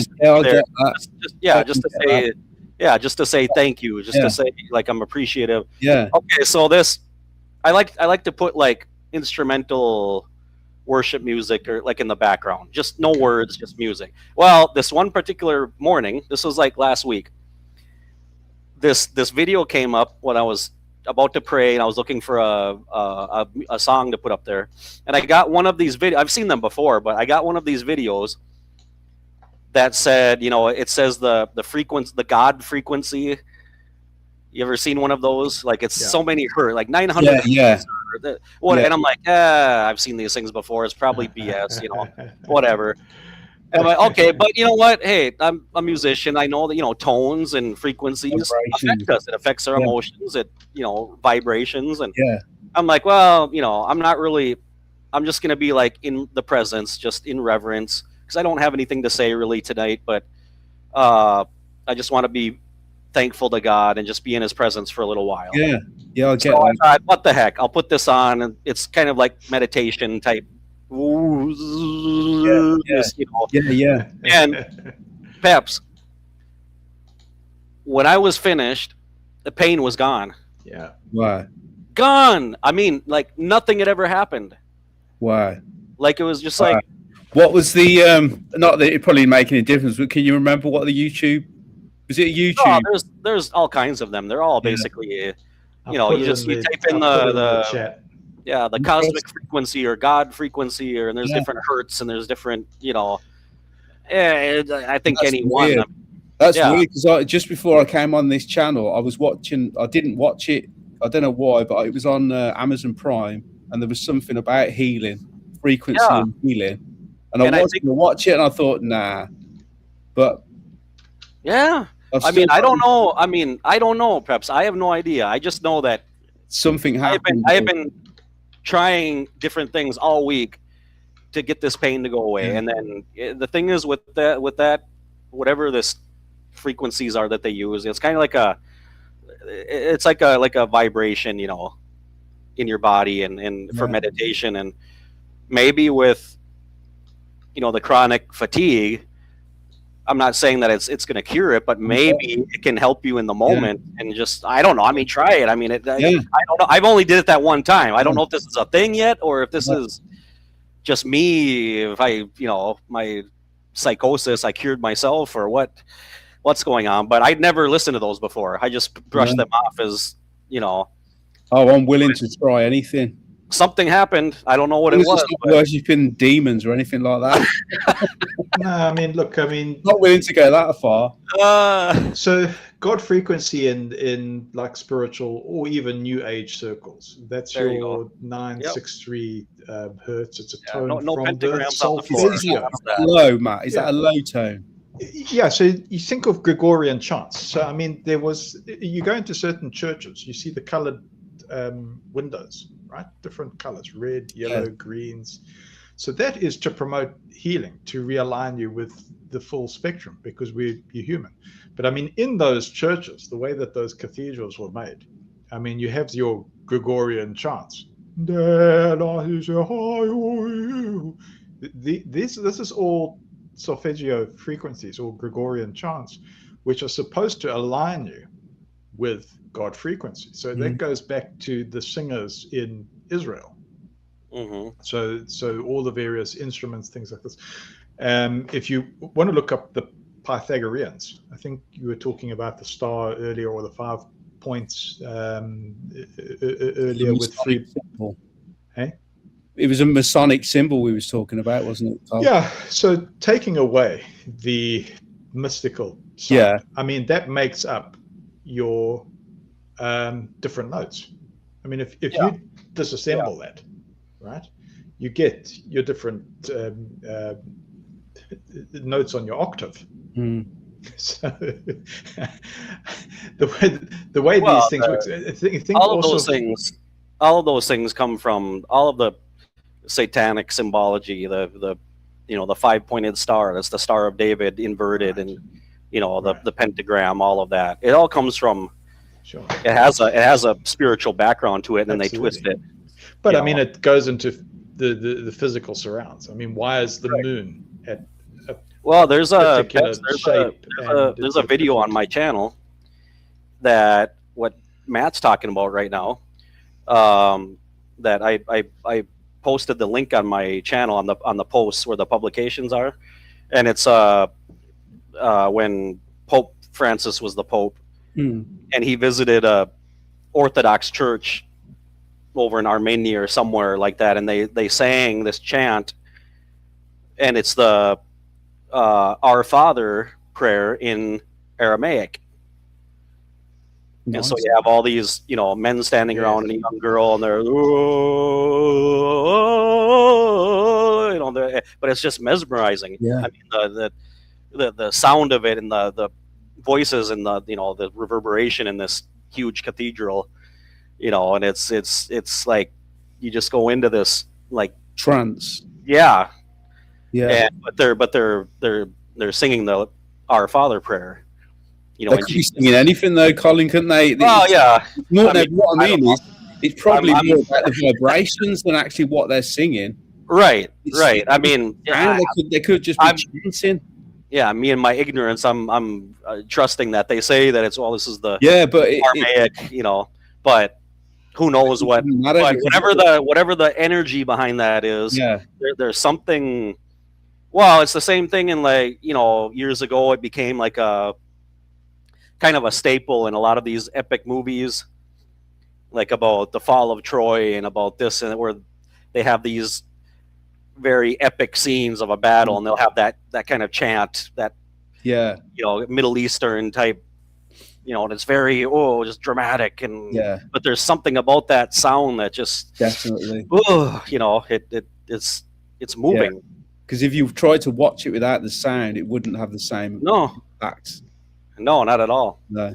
And what started that, interestingly, the first movie that incorporated that was Titanic back in 97 or whatever year that came out, 99. The Titanic movie. Before that, weren't they? They were doing it way before that. Well, you could I don't know. You could say Fritz Lang's Metropolis, or you could even say J.W.'s Slideshow, because they. Well, yeah. What, Russell? The creation drama. Yeah.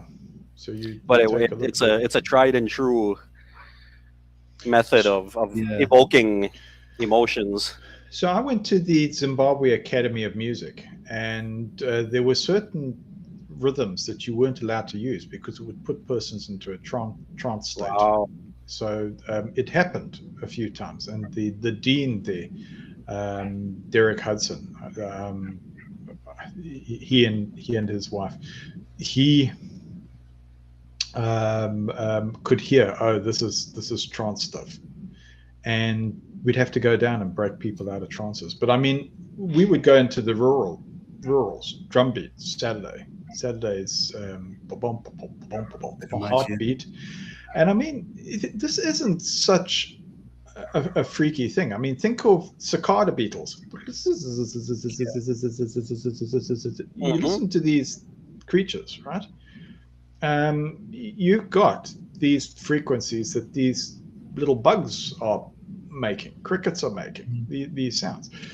So where I was assigned, they would beat the drum on Saturday, and you take a look, they're in a trance state. But I would do breathing exercises, because you can actually, and it would happen to me because of the cold water experience, would knock the air out of my lungs, and I'd be doing this. And it alters your consciousness. You can go into very deep meditative states. I mean, if you're talking about, well, go and have psilocybin or DMT or one of these drugs to have a hallucinatory thing. With the deep breathing, if you're doing it with these methods, you'll cloud over and you'll go into those states.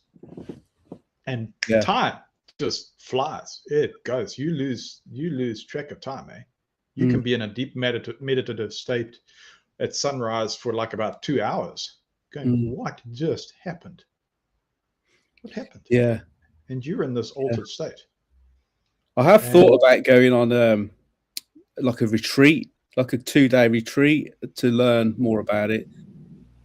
Yeah. I don't know what to do. I don't know who, because I'd like to learn about it, but you want to go with somebody you trust and who's going to. Yeah, I wouldn't go on a retreat where you take DMT. I don't think I'd need that, to be honest. I think just more of the meditation, being a guided meditation and stuff like that. Yeah, and it's got to be legal. And look, I know that they're doing studies like that here in South Africa, for instance. So you've got these controlled studies and things like this. And we're not saying to anybody do anything illegal. But there is a lot more research that's been done about these things. And I'd say, go in and take somebody who's going to look after you and make sure that you're okay. I mean, a lot of these things, like what's it, ayahuasca, you could just puke your guts out. I mean, it's gross. It's gross. Yeah. Well, there is I would say that there is something to be said about, like, if you wanted to try, like, on your own, you could go somewhere, go camping, and by yourself. And there's something to be said about fasting. Okay. Because when you focus your body, you have a intentional denial of your senses and your body. That only happens until a point where you're, I'm hungry, because we're conditioned. Right? I'm hungry, I eat. I'm hungry, I eat. Yeah, and you never deny yourself past it. And not, I mean, you can still drink water and you're not going to die of thirst or anything. You don't want to die, but it's, even if it's a day, 2 days, 3 days, where that, like, that desperate, like, oh man, I'm hungry, I need to eat. It only lasts for so long, and then there's this. Done it, Colin. I've never tried it. Yeah, 4 days. You get over this. You have, Matt. You've done it for 4 days. You fasted. I've done it for over a month. Yeah. Wow. You basically you get over this hump, that desperation for, I need food. I'm so hungry. That's your body. You're indisciplined, right? Our indisciplined bodies, and then once you get over that hump, then it's like this calm, okay? Because you're not going to die. You know that you're not, I'm not going to starve myself to death, but I want to focus my body, and I want to concentrate on, instead of all these mundane, just eating and surviving, and no, I want to focus on something spiritual or something pure, meditative, to understand things, and there is some power to that. Yeah. And I think your that your brain I've never understood really. Yeah, I've never understood really. Like, I've seen people, like with ayahuasca and all this stuff. Like, I got off of this drug or that drug or alcohol by it. And it's like, okay, so you took another drug to get off of a drug. Yeah, but they don't. I think what it is, Colin, I don't think that ayahuasca is like addictive. I think what that does, just from what I've heard, it changes your conscious mind. So when you've come out of the trip, you're a different. You don't need that. You haven't got right. But I think there's other ways of tapping into that. You can do it without it. Without such a. It might be a little bit slower, but it's not going to jar your existence. Because I mean, you don't know what effect it might have later on once you've gone through that experience. And I think it's safer to kind of coast into it and little by little unlock these things and find them. And so that's one thing that can be done. And I think that I do really believe that the sounds and the frequency of sounds does have a effect in our bodies and a power, vibrations and things like that, and just that we've never been allowed to explore those things, so we don't know about it, or we immediately assign it to being demonic or But I think it's a good thing. It's a controversial one, but I mean, even if you go out and you try something like that the first time, at least that's a step. You're allowing yourself to experiments with something that you would have never done before. And then you're getting closer to healing, healing yourself. But it's like what Matt was talking about with these tones and these things, cultures have known about this for a long time. The power of music, the power of, look at the since the medieval times, how the English band, the bagpipes, Scottish from the Scottish, and because it would whip people into a frenzy, fighting, and because there's the same thing. You have even in the First World War, and the Second World War, they still used it, didn't they? Yes, because you hear it, and it's like you want to do something. It gets you, and then there's that monotonous drone in the background that and there's something like Matthew was saying, that there's something hypnotic about it that gets people those recurring, repeating tones over and over and over again, which are in nature as well. You hear those sounds here. We have funny that Matthew was mentioning, like the cricket. We have these bugs here, and it's the most like eerie, especially if you're out in a rural area, like in a mountain or wherever. And we have these bugs that I guess are they cicara? I think they're cicara. Yeah, it's like that's there's a different name for them here. That's what they call them in Mexico. It's the same bug though. But it's a high pitched metallic screech, like a okay, and it's very high pitched, and it's like right out of a horror movie, like when something's happening and the Mike Myers is coming, or whatever, and you hear that, and it's just like, oh wow, nature's great. It makes you stop and just like your hair stands up on your so that's, I think there's a lot of power in those things. But it's you've fasted yourself a few times then. I have. I can't say I'm that good at it. I'm disappointed. What made you decide to do it? What made you well, I tried when a couple different situations where there was some very stressful, difficult decisions to make.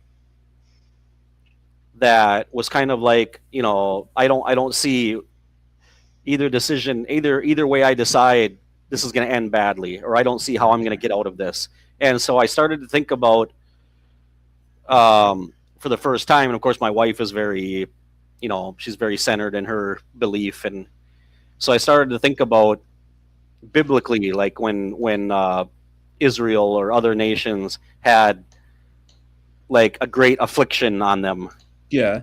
And so, maybe they were threatened by this greater nation, or they were going to be attacked, or there was some kind of, God was punishing them or whatever, but they were afflicted, they were desperate, didn't know what to do. What do we do? How do we fix this? And so you have that like desperation of, what am I going to do? Well, I'll tell you one time when I was faced with going back to the United States. That's quite recent then. Yeah. Recent time, yeah. And I was like, I was literally, Peps, I was ill. Physically. I could tell you was. Yeah. And, I think, let's see, I fasted like 3 days. Wow. And you came out of it. Was just a thing, was just centering everything on God and saying, what do I do? I don't know. I can't do this. I can't do this. I feel like if I'm terrified. I was terrified.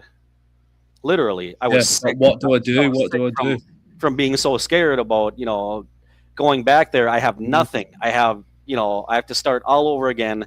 I don't even have an ID. I have nothing, and going back and then trying to find a job, and what's going to happen to my family. My circumstances are completely different now with my family, with my home, and there was, I had no other option. Nothing else to turn to. Yeah.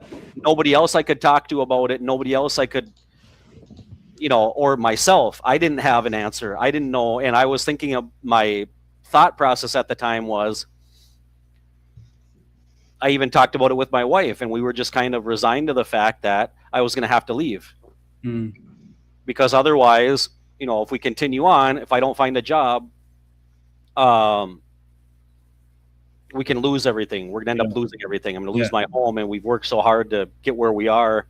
And I just could not accept that reality. Must have been like difficult. Yeah, man. I couldn't. That was end game for me. I could not accept losing what finally I had been able to achieve in my life. But then I started thinking about, well, what if, how do I know? Maybe this is a test from God. Maybe this is a Job type. I don't know. So I just basically threw myself at his feet and said, I don't know what to do. I'm totally like, I feel completely emotionally destroyed that I'm going to have to leave my family, leave my wife, and do this again and go back to a place that I don't know anymore. I don't know anybody. It's a totally different world now where I used to live. And so I did that for, a couple days. And Peps, there was a string of events that happened after that were so unbelievable. Serious. That you would think that, if I told you and if you didn't believe it, you would think I'm just making it up. Like, I'm trying to justify this belief or something. And I can't explain it myself, but I'll tell you guys. I haven't talked to anybody about this, but it's not like anything bad or anything. But when that happened, when that happened, and then I have a uncle from Minnesota, and we have communication every once in a while through email and he's 80 years old, and we didn't see each other for decades. Last time I was with him in person, I was like 13 years old, 14. Wow. And we found each other again like 3 years ago, just out of the blue. I happened to get from one of my cousins, his contact info, and then we started. And he is the most rabid atheist you've ever met in your life. Yeah. I mean, radical. He hates everything to do with God, religion. I mean, don't even get him started on the subject. Some people like that, though, mate. They're secretly, secretly. Sometimes they're that angry. They're secretly behind it. They have actually got a belief. Well, maybe it's just resentment, or maybe it's, I think there were some circumstances when he was a child that kind of shattered his mind. And I don't blame him for any of those things. Yeah, a lot of witnesses end up like that. Yeah, at the core of it, he's got a good heart. He's a good person, but he's so, I mean, vitriol spewing, rage about God and anything, having to do with that. And so anyway, this answer, which I think came from God, because God sometimes teaches us a lesson, because sometimes we're judgmental, about other people and about the fact that they don't believe, or they, are racist, or they're this or they're that, without knowing their background, their where they're coming from. And sometimes to teach us a lesson, God sends us an answer through the least likely person that we would ever expect. And after all that affliction I went through, that desperation, and just literally physically being ill and getting to the end of my rope, I was at the end of my rope mentally. I didn't know what I was going to do, and I was resigned to the fact that I was going to just leaving everything behind, and I was going to go back. In fact, I was already making plans with my dad. I called him up and told him the situation, and he's like, yeah. He's like, absolutely, come back, no problem, And I sent an email to my uncle, who still lives in the city where I grew up, lives in the same house. He's been there for 40, 50 years in the same house. And I said, hey, Uncle, I said, this is the situation, I've been telling you about what happened with, with my job. And, it's just getting to the point now where, I'm on the brink of losing my home, and, I'm going to go back to Minnesota. And I said, once I get back there, I said, this is probably going to be in the next month or so, I'm going to make the move here really quick. And, so I hope that when I get back, I said, as soon as I get back and I kind of get stabilized, I hope I can run up to Grand Rapids and see you again. I haven't seen you for 30 years, in person. And he was like, wow, that would be amazing. He said, actually see each other again. And he said, so you're really going to come back, huh? And I was like, oh, I don't have a choice. I said, yeah, but I just want to give you a heads up that one of these days you might get a knock at your door and I'll be standing there, I'm going to come and see you. And then we didn't talk for about a week after that.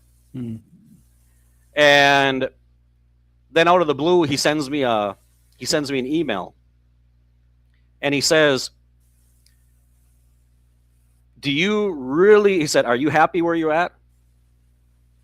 Do you really want to stay there? Is that where you see like the rest of your life? I was like, well, obviously. I said, I've been here my whole life already, all of everything is here, and my home and my, and I said, why? I said, why are you asking? And he said, I can't stand the thought of you having to walk away from everything. And he said, send me all of your information. He said, I'm going to pay your house off. Oh man. That's got to, wow. You'd think we're talking like 30 grand. Wow. Is what I was going to be paying on this house for another 10 years at least. I had 10 years left on my mortgage here.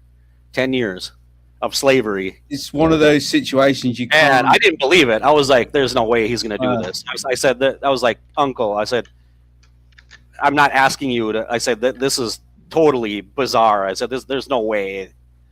I said, you can't take that on. You can't. He said, I don't recall asking. He said, you want to stay there? Yes or no? And he said, okay. He said, I can't let you do that. He said, if you're going to come back here and visit, let it be because you want to, not because you're. And what a person. Next thing you know, I sent the information. He wired directly to the real estate company, the money. What an amazing human being. Over. My house is mine now. And that's amazing. How many people would do that, Peps? Yeah. Some might do it believing that God's going to reward them, but he did it just from pure love. Yeah. Well, and he's told me like just, I just want to make sure this is clear that he's like, this is not God involved in any of this. Yeah.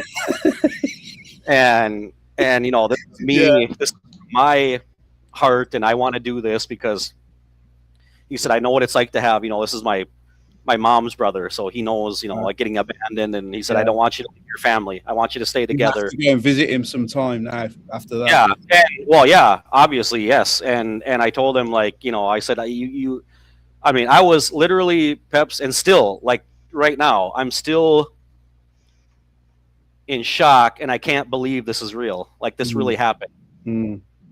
And I have to look at, like, this final receipt I got from the real estate company. I have to look at it and convince myself that I'm not dreaming, like this actually happened. Yeah. Because this was 10 more years. Yeah. And yeah, that's, this happened right after I was fasting and praying about this situation, and that's such a positive story, mate. Yeah. It really is. It literally I told my uncle after everything already went through here, after the whole transaction was over and everything, and I told him, I said, I had the strangest experience happen to me. And I said, I went to the kitchen to get some water out of the refrigerator to drink, and I was standing into the kitchen, and I was looking. The kitchen was really dark, and then there was a light on in the living room. I was looking towards the living room, and I said, all of a sudden, it's like in a movie when there's like a reality shift. Everything, even the air, the colors, the light, something was different. Something was different about the whole, like, ambiance of my home, because I like realized I was standing there and I'm going, oh my God, this is really where I'm going to be the rest of my life. This is where, I don't have this fear anymore of if something happens, I could get behind on my payments. I could, get thrown out of here. I could lose my house. I don't have that fear anymore. This is where I'm going to live for the rest of my life. Wow. And it was just, even the molecules in the air felt different. There was something that shifted in that moment. Yeah, that's such a good story. Your whole perspective just changed, and I realized, like, I literally feel like God was involved in this situation, and his energy connected with the person whose heart was in the right place. Yeah. Regardless of how he felt about God. Yeah. Regardless of if he doesn't believe in him. So that's a message. That could be a message God saying. Oh yeah. Yes. Yeah. There it is. There's a message there. Yes. But I do, I believe so, Peps. I think it was a message. What I was going to say, that could be a message from God saying, look, it doesn't matter if these people are atheists, doesn't matter if these people are Buddhists or Hindu, they're human beings, and we're all the same. What matters is I learned a very valuable lesson in my very flesh of what it says in Romans chapter 9. God will bless whom he wants to bless, and he'll curse whom he wants to curse. Right? He'll use whoever he wants to use. If he sees fit, like you just said, whether they're atheist, Buddhist, whatever, because he's looking at their heart. Yeah. Right? Thanks, mate. I appreciate that story. That's really and that tells me that maybe I felt like, you know what? I think my uncle is saved. Yeah. I think he's saved because whatever his circumstances were, when he was young and his dad walked out on them, and that just kind of, like I said, it kind of shattered his mind. Like he felt that, at that moment when he realized the gravity of the situation, what had happened, like everything, his whole innocent, he was like 10 years old or something, his whole perception, this innocent perception that the whole world was perfect and his family and it was all good and happy, and then all of a sudden from one day to the next their family was destroyed, and that just kind of left a mark on him, and he blamed God for it. And so I think that God can probably look at a situation like that and go, you know what, it's not his fault. No, this happened to him. He's probably got more belief in God than we have. Yeah, well, that's what I said. He's always talking about God. Yeah. for not believing in him. Yeah. It's like that's all he talks about. Yeah. So I think that that belief is there, and I think that once he's released from this physical existence, he's going to be able to be in God's presence and go, okay, my son, here you are. You see now? You can understand now? Okay. I hope, mate. I hope so. It wasn't my fault. It wasn't your fault. It's what happened. Your father made a decision, and now you're home. Now you're here. I want to believe that. I want to believe that in the end, and he's, like I said, he's 80 years old. He might, his life could be over at any moment now. And I want to believe that God sees his heart, looks past all of that on the surface, the hate and all of that, and gets past that and just sees a very scared little boy. Yeah, and that's really what he is. Yes, yes, but he's a person that has compassion, and he helps other people, and he hates to see people suffering. Yeah, and that's something that I've had other people that you would have thought would have made an offer like that. Yeah, like and that was never going to happen, and here the most unlikely person stepped forward and basically just saved my life. I mean,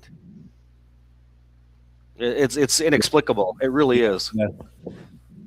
It really is. But there's something at work here, Peps. There's something. No, there is.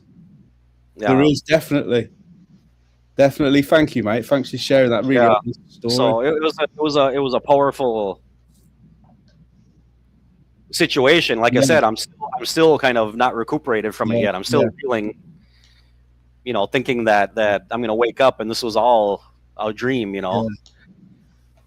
But no, that is powerful. I mean, where do you go from that? You've got to believe that is an answer from someone. Yes. I don't think it's coincidence. I really don't. No. So, and the timing of it as well. Yeah. Is just too much of that would be too big of a coincidence. Yeah. So.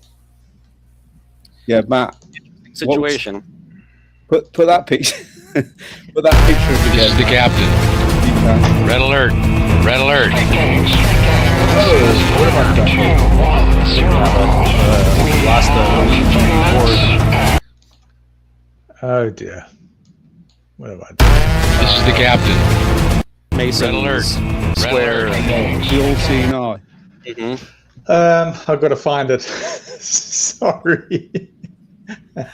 You just pulled it back.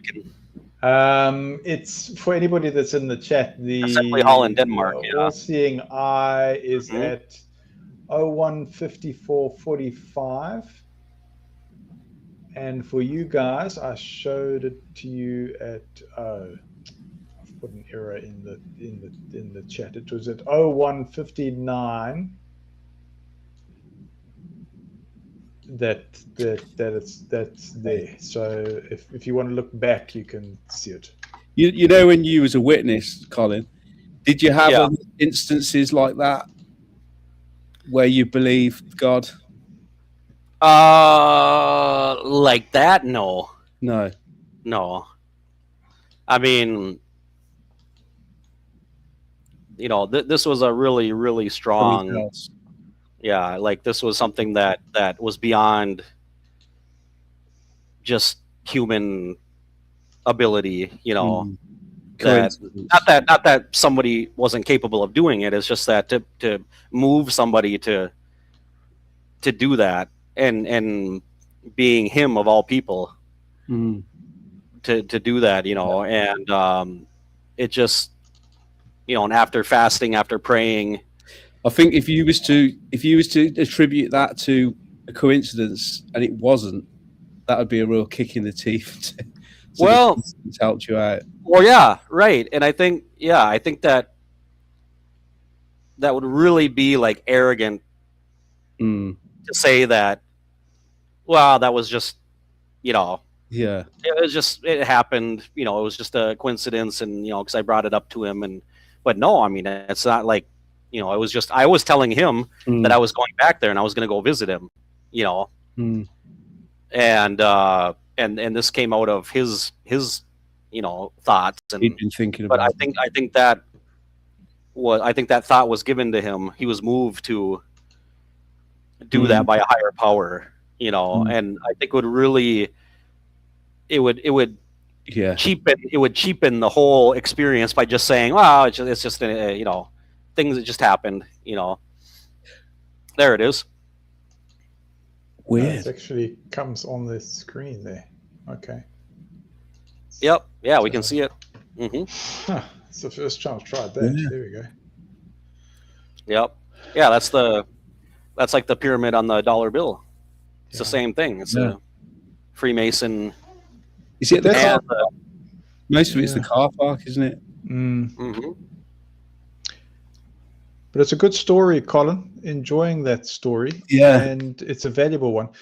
And it makes a difference because having a testimony like that, I think it was what Peps was alluding to, if you were in the middle of the institution that was abusive, you would be taught and conditioned to go, oh, well, this is an answer from our system. Yeah. Right. Yeah. Would reinforce that. But now, I think what's very important is hearing this. Oh, Colin, this is the experience that you are sharing, and that you're vulnerable enough to share. Because I mean, you can get into a superstition and go, oh, did I reveal God's confidential thing? And I shouldn't really be talking about finances in my house. I mean, that could kick in. But there's also the valuable aspect for persons now to stop and say, well, what just happened here? There was something higher. Yeah. Now, Definitely. Now, interestingly, though, Peps, what I did have happen on numerous occasions as a witness, and this is why I think this comes from God, but the true God, not Jehovah's Witness, Jehovah entity, the real God, is that when I was a witness, especially in difficult circumstances, time and time again, it was the very people that we preached were in false religion and were going to be destroyed were the ones that would step forward and step up to the plate and help us.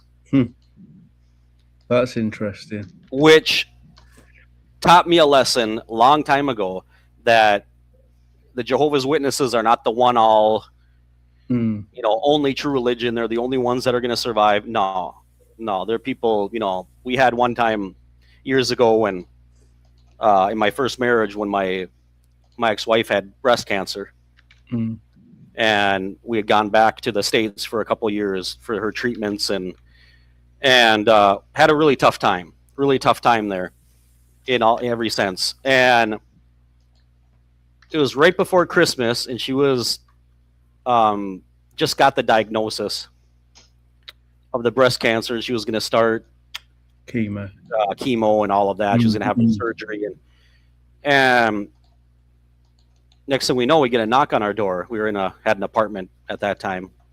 Got a knock on the door, and opened the door, and it was a woman, and she was the doctor that from the clinic that helped her get the diagnosis.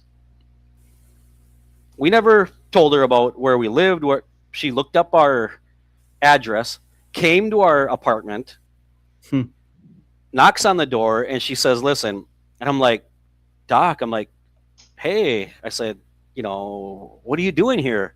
And she said, "Listen," she said, "Don't tell anybody I ever came here. I could get fired for this. I'm not supposed to get involved with clients like, patients this closely because it's unethical and it's, it can cloud your judgment and blah, blah, blah." And she said, but I was just so touched by, you know, when you got the diagnosis, and I know you guys, like, you're so worried, and, you know, we had, like, my youngest daughter, Cosette, she had just been born. She was like 2 months old. Flipping out, mate. When this happened. And so she said, you know, you got this new baby, your other daughter's little. I know how hard this is. And she said, I just wanted to give you something. She hands me an envelope, turns around and walks away. Never saw her again after that for the rest of my life. And there was like $500 in an envelope. Amazing. Yeah. And I was just floored. I was just literally closed the door and just broke down. You know, because all that stuff came back to me. Like, I know, Peps, that was from God, because it didn't just touch me. It was all these things came to me in that moment of like, why is a worldly person doing this? And nobody from the hall has ever done something like this, right? Yeah. This is she doesn't even know us. We went there for one appointment. Yeah. Right. And then she looked for us, found our address, came over here, risked her job. Yeah. Right. To do this for us. And you go to the hall. What did I get from the hall? I got, I've told this story on my channel. I got the elder when I asked him for $20 for gas. Yeah. For petrol. You know, when is this going to stop? Flipping. That's what I got. Yeah. That's what I got from the organization. That is terrible. Yeah. Did I tell you the story, Matt? Or Matthew? That's what happened. That was the last straw. Yeah. When that happened, I never went back to a Kingdom Hall again after that. When is this? Yeah. When my wife. What a shepherd. I had no job. I was out of a job because my wife was deathly ill. She just had a surgery. Horrible. She was undergoing chemotherapy. I was losing my mind. I was literally physically and mentally sick from everything that was going on. Everything was a disaster. And so this congregation we were in, which was a Spanish-speaking congregation, but the elders were all American, but they spoke Spanish. And they assigned to us one of these elders to kind of keep an eye on us. While all of this situation was going on, and make sure we got to the meetings and make sure we, you know, all of that, because God forbid, right? And of course, we were having lots of economic problems. I wasn't working. And so one day, and of course, I'm terrible. I do not like to ask people for help, much less money. No. Okay. It was very hard for me, and I had to humiliate myself. And we went out in the parking lot. It's something I'll never forget. And if people want to say I'm resentful, fine, so be it. I am. Sorry. Yeah. But it's something I'll never forget, because he knew the situation that we were in, the gravity of the situation that we were going through. That's the worst. One of the worst things you can get is the notice that, you know, your husband has cancer, you know, and it was very, very serious. And we go out in the parking lot, and I, went up to the brother, and his name was David. And I said, Brother David, I said, I'm really sorry for bothering you, but I said, I was wondering if you had maybe like $20 for gasoline. And he just stood there, and he shook his head, and he took the money out, and he handed it to me, and then he pulled back, and he said, when is this going to stop? Oh my goodness. Oh, that's just Matthew. I was trembling with anger, from confusion, from did I hear what I just heard? I couldn't process it. I was like in shock. Well, listen, so remember what happened down here? We were self-sufficient. Land paid for, property paid for. In fact, the Kingdom Halls were in the local guys' names. And we had accumulated enough money that persons had written in and said, this doesn't have to go to WWW. Yeah. It can go straight to anybody that's got local. Who made that decision, Matt? Who made the presiding overseer made that decision? Well, the presiding overseer was my father. Right. Oh, yeah, you did say that, yeah. He got booted. and I got overridden. It became a democracy, not a theocracy, because they would never have had to make donations ever again. Don't with tell what me we'd they passed it accumulated. all onto the frigging And it was society. separate to, But they couldn't have that though. and they sent in their new lads, and That's the new lads disgusting. just sent it on. And Yeah. I was like, wow. Said, you know what you should have done? You should have given the money back to the person who donated, because they were so specific. Oh, they wanted it to be in used to writing what it help was people. for. Yeah, they said, please Yeah. use it locally. Yeah. They were very specific, and they go, nah, because remember, when the guys get together, they're a law to themselves. They can override anything. Did the person know that the money went to Remember, the society? well, if they Yeah. tune into our channel, Right. they'll know now. Yeah, what a shame. Because I bet you there are people that could have benefited from that in your congregation. Colin, absolutely, and they would never have had to make donations ever again. Yep. Yeah. And yet, what's it been used to build a frigging movie studio or something? Yeah. Well, which is what they're doing. Yeah. Colin, No, you've I gone can't off. see you I'm- anymore. I'm- Have you turned Oh, off? Yeah, you I'm having- just I'm having- switched off your camera. I'm having camera issues Okay, here. I'm going to reset the camera and see if that does it. No. Yeah, 'cause I plugged it in, I replugged it in, and it sometimes. Okay. Mate, But yeah, it was I'm gonna- that was a I'm situation where basically they, I was just shocked at how they're seeing this situation that you're going through, and he minimized I believe he said our that. entire suffering to just fastidious. You're bothering me again. Yeah.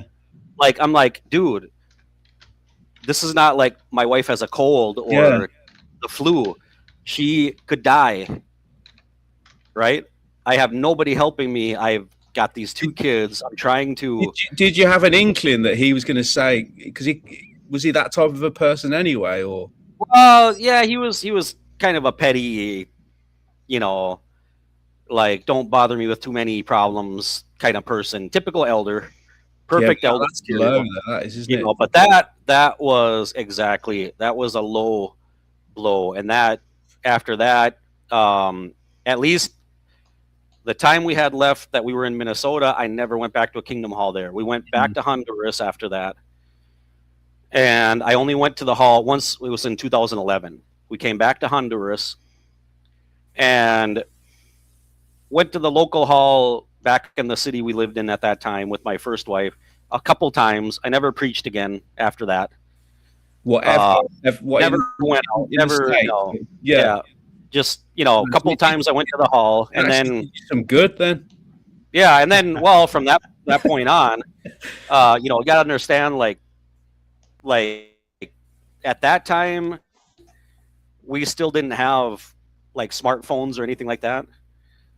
And I think YouTube was just starting. I think YouTube popped up in 2009. So, YouTube was still people uploading pictures of falling on their skateboard and, stuff like that. Like America's Funniest Home Videos. That's what YouTube was. There was, I didn't even watch an XJW channel until around 2017, 18. Right around in that area. That was the first time I had because the first time I got a actual smartphone, which was a Samsung S4, was in 2014. And around that time, year or so later, I discovered YouTube, and then it wasn't until like 2017 that I think it was JT and Lady C's channel popped up on my feed, and that was the first time. That and Lloyd Evans. Yeah, those are the first ones that I had actually seen, and that opened up a whole rabbit hole, just pain and suffering. Well, So because I jumped headfirst into it, making my own videos at that time, but it was in Spanish. It was all in Spanish. Yeah. And I had that channel, which grew quickly. I had a pretty big subscriber base at that time. I think it was around 4,000 or 5,000. Wow. right. But it was all in Spanish. But I jumped into it not being prepared or realizing I had never talked about my experiences as a witness before, ever. On that level, like on a channel, sitting in front of a camera, recounting. So it was like this therapy, bringing up all these memories, all these things. And it just literally drove me into a depression. And I erased the channel. And for like 2 years, I disappeared. I didn't make any videos because I just literally, I was wrecked emotionally. You seem to have a good balance now, though, Colin. Yeah. Well, I came back and then decided to do it in English. And I came back in English with the CO visit. And that original bout of videos, I erased those as well.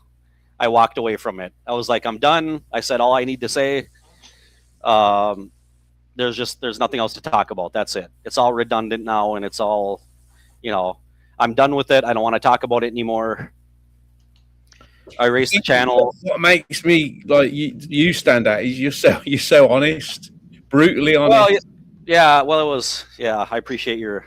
Not But everybody that's a thinks good the same. thing. People want to see, they want to see people just bear it. But I walked away from it, and I was just like, I was like the proverbial like Jeremiah. I couldn't hold in the word inside of me. It was burning, and then I would walk away from it. It was I always quote I can't remember who else. Maybe it was Matt. I can't remember.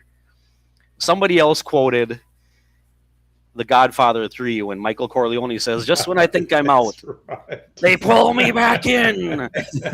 And I would see a video and I would see something that the governing body did, and I would be like, "Oh, That's it. I got to go back." And I would make a video and be like, "Okay, I said I wasn't going to be back, but I got to talk about this. Then I'm leaving." And then next thing you know, well, here we are again, and you can't. So now it's not so much about, the focus isn't so much about rehashing these topics, and it's more about connecting with people and trying to heal and trying to have a community. And there's people coming out all the time, isn't there? Oh yeah. Well, it's kind of a dime a dozen now. I mean, everybody and their mother is. But they there's still need. I think you got to remember when they come out, it's still all fresh for them, isn't it? So they need. Oh yeah. Well, I understand completely. Yes, I don't judge anybody, and I understand that there are different levels. Like I always say, like we're all at different places, and some people need those initial, like the person just coming out and telling their story, and then you get others that are at this stage where they've got the fire of the Spirit in them, and they want to preach and show how Christianity and this is Jesus and Jehovah's go through I understand that. I know. Yeah, you go through that get phase. straight into guru mode or right. politics. Exactly, and then that's another one, Matt. Then the politics pushes mode. people out because I think there still is a need, and it's one of the reasons why this exists, is for a place for persons not to talk over each other. Yeah. Yeah. And it's too divisive. Politics is too. Yeah, it's a very divisive subject. You need a place just to heal, actually. Yeah, and that's what we've got with the circle. Yeah, Gavin brought out his book last time, and I go, well, that's his long walk to freedom. Mm-hmm. Yeah, absolutely. That's important. It's important to. We have to go through those, and each person has to find a niche in this community in whatever level that they're in, and sometimes what happens, Peps, is that when people are first coming out, and there's others that are PMOs or whatever their situation might be, where they still want to have some connection to the organization. On some level, because maybe they're just coming out and they're still comfortable with that, they're used to that, and if they if they come across a channel like mine, it's very jarring and they get offended. They're not ready for that. They're not ready for it yet, Yeah. because it's a whole nother level of like I'm, you get to a level where you're completely convinced that this is false and that this is, and it's demonstrably so. I mean, we can demonstrate it a million ways from Sunday that it is, and I have no, I don't mince words saying that, and that they're wrong, and that we were duped and we've been manipulated, and they continue to do that and lie, bald-faced lie, and not everyone's ready if they're just coming out and they're watching different channels, and some people need more of that like squeaky clean channels with the nice editing and the they still need to see an ex-brother but with a suit on and a tie and clean shaven, because they're not ready to like come across me or Matt. Yeah. And they're like, oh my God. They're talking about like that. Meditating and energy and tapping into, this sounds demonic, and it they're not ready for that. So it can be so each person will find certain content creators based on true that level. Now there's another problem out there, and this is what Linda James, if she's still out there, she can vouch for this. And I've had some other people write to me privately through email, because there are some quote unquote, I guess you could say, pseudo XJW channels out there that are actually trying to create a new following religion. Yes. And they're basically using it's like a breakaway of the Jehovah's Witnesses. They're becoming a faction of the Jehovah's Witnesses. They use the same terminology. They use the same kind of belief system, Jehovah, and Armageddon's coming and this stuff and that and whatever and all. But they're saying now that the governing body has become apostate, and so we need to keep the true, pure. And they're making their own little group and their own following, and they're becoming like a religious leader. There's certain channels like that. Yeah. And then you get the XJW channels, which I think are just a cover for the organization, actually, because they go through every single Watchtower study every week and pick it apart, even if they're criticizing it. But you're still, even if you don't realize it, you're still getting the information. And people want to be there for that. And I say, well, if you're doing that, it's because deep down inside, you still want a connection to the organization. So just go back. Just go back. Go back to the Kingdom Hall. Stop fooling yourself. I think what it is, they're still trying to prove that it's false. I think that's another, when you first come out, you have to keep, with me, there was still that thought in my head. That means in order for them to do that, Peps, they have to have a subscription to the Watchtower. Because they go literally every single Watchtower study. I'm like, how can you stomach that?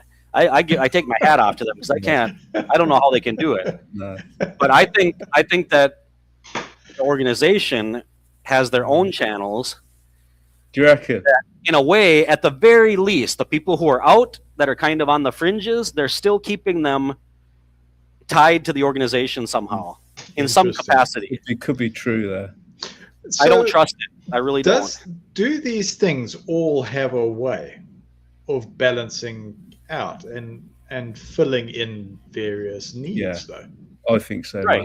Well, yeah, of course they do. As you journey through, you start on one channel and slowly.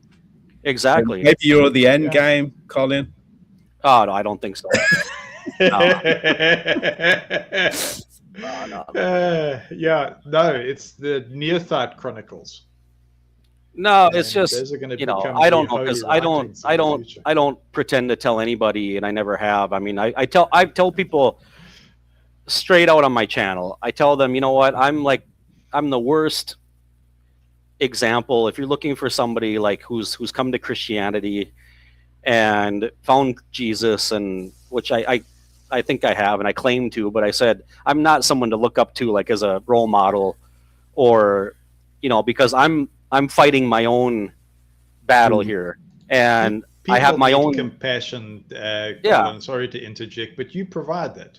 Same for you. Yes, yes, they do. But they wanna see like like, oh, well, you're supposed to be, you know, have all that put behind you, and they still Right. see me like swearing and angry, and you know, and it's like, well, you know, this is just, that's my journey, you know, and it's not, you can take and leave whatever works for you, whatever doesn't, but I still have my belief. I still believe in the Lord Jesus and everything, and Jesus is gonna have to work that out. Whatever work has to be done on me, that's his job. Right. But I'm trying to go through this. I don't claim to have all the answers, you know, and it's just it's a question of, we can go on this journey together and try to, like we do here, voice our doubts, voice our concerns, talk about things that maybe we don't understand or something we're struggling with, and you can find other people that can help you discuss it and work through it. Yeah, I've had the pleasure of seeing like a format that you have, I don't know, I'm assuming here, you can put me straight, but that you've put forward Joanna, basically as love for her, and to be inclusive and going, well, we're going to put together music here, we're going to put together a session, let's do this. And you've pulled that off very well, and I've had a good pleasure of being able to witness that. And I go, yeah, this is great. Absolutely. Yeah, it's guys, I'm gonna sign off. Peps, you lasted quite long. I feel go and enjoy your rest. I did feel energized. Now I'm feeling like absolutely knackered again, but you feel knackered. Well, go and have a good. After Colin's story, that really did energize me. Peps is looking like the Cheshire Cat. All I can see is a smile. Oh, can you? That's it. He's slowly disappearing. Go get some. Yeah, thank you guys. Thanks Peps. for the energy. Thanks for coming Thanks on. for the energy. Thanks for being here, Peps. Yeah. Take care. Take care, Matt. Take care. Bye bye. Well, is it time to say goodbye, Matt? You want to call it? You want to call it a day, Colin? Well, you're very welcome to do that. Yeah, you've got another live stream later on, so. We've got Sheila in the audience, as well as Jay Mars and Desert Has Water. So Sheila says, I agree, Colin. Some start their own theories and become a leader of a following that sits comfortably for some. Critical thinking has to be exercised and eventually move on. And Sheila says, bye, Peps. Yeah, so go have good rest. Absolutely. Peps. But we've had a good session together, and I might just talk a little bit on my own here, just to close off this. Go ahead, Matt. I'm going to sign off. So thank you. I'll still be listening, but I'll be in the room. All right, Thanks for Colin. the time. I appreciate Thank you it. very much, and yeah, it's the same. We'll see you in the next one. Okay, Colin. Check you another time. So we had some great discussions there. We had Peps from UK and Colin from Honduras giving their personal stories. John, thank you very much. You also helped make it to be a great show. Enjoy 6 screens. And whoever's hopping off to different places and tuning into other things, well, please enjoy and send my respects to community. I'm going to just talk about this idea of the cage, and I'm glad that Peps actually went well. I'm going to sign off, go and rest now. So you can get a bit of a buzz of energy, and you can do that, and you feel re-energized. But sometimes we start enjoying, and then we consume that energy, and it's very difficult to know what the balance is. But it's part of recovery. So I wanted to talk about Marlene Winell, because Marlene has got something that's of interest to, I think, this community. So Marlene is spelled MarleneWinell.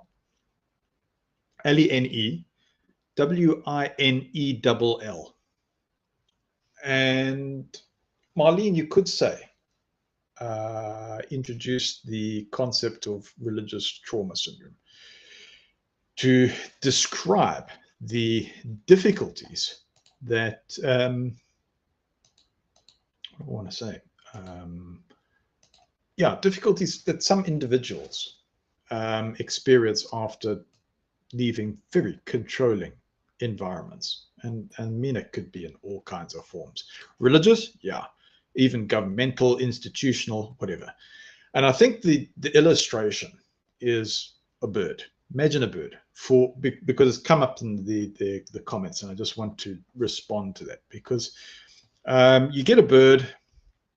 It's not a profound illustration. Bird lives inside a cage. Golden cage. Make it a golden cage. Really beautiful cage. One day, the door opens. And where's the bird? Well, you go to the cage and the bird's there. It's on the perch. Does it love the cage? No, not necessarily. I'm going to say because freedom requires muscles that have never been exercised. So healing is learning to fly. It's not quite ready yet. I'm not saying that bird's not ready to go. Keep that door open. When it's ready, you can fly it. So healing. Healing's learning to fly. Healing is saying, oh man, I've pushed it a bit much. Nap time. Got to respond. Okay, off you go. It's not proving the cage existed, you know. So maybe the question I could ask is, how long does healing take? Have you ever asked that one? I know I have.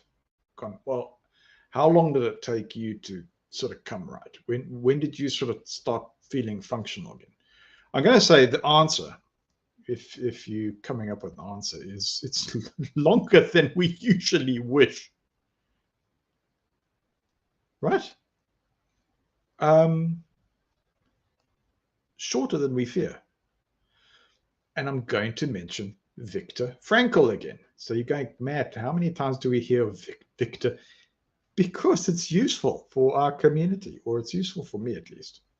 So Viktor, V-I-K-T-O-R, Frank, F-R-A-N-K-L, Frankl. So Frankl survived unimaginable suffering. I mean, this is concentration camp stuff. So what does he bring to the table? So he observed that while so much can be taken from us, right? One freedom remains remarkably resilient, and it's our capacity to choose our attitude and our response. Sheila, I see you there. You're saying the cage is a form of institutionalization where the open door presents fear. Yeah, conditioned into that, eh? So, Frankl, what was that point there? Our freedom remains remarkably resilient. Our capacity to choose, our attitude, and our response. So a lot can be taken from us, but it doesn't erase the pain. It doesn't just switch it off. But in our discussion here, we can place dignity alongside it. So another illustration. A Japanese craftspeople, right? They take pottery. I've mentioned this on the channel before. You get a china cup and they repair the broken pottery with gold. It's really beautiful stuff. So that practice is known as kintsugi, K-I-N-T-S-U-G-I. So you've got that gold for all the pieces. And you look at it and it's intricate and it becomes part of the beauty. So healing really removes our history. I mean, we've had incredible testimony today from Colin, from Peps. And, you know, that healing, it transforms our relationship to it. So maybe the question is, what if I still feel broken? Matt, I'm still in pieces. Open circle, I'm still in pieces. So perhaps you're under construction. Maybe it's a piece of the cup with a bit of gold that's in motion. There's still other pieces here. Now, what if we're set off by a July the 4th firework and we re-traumatized and we go, man, why is this happening? Doesn't matter how I rationalize it. I'm back in this situation. I'm in a fight or flight.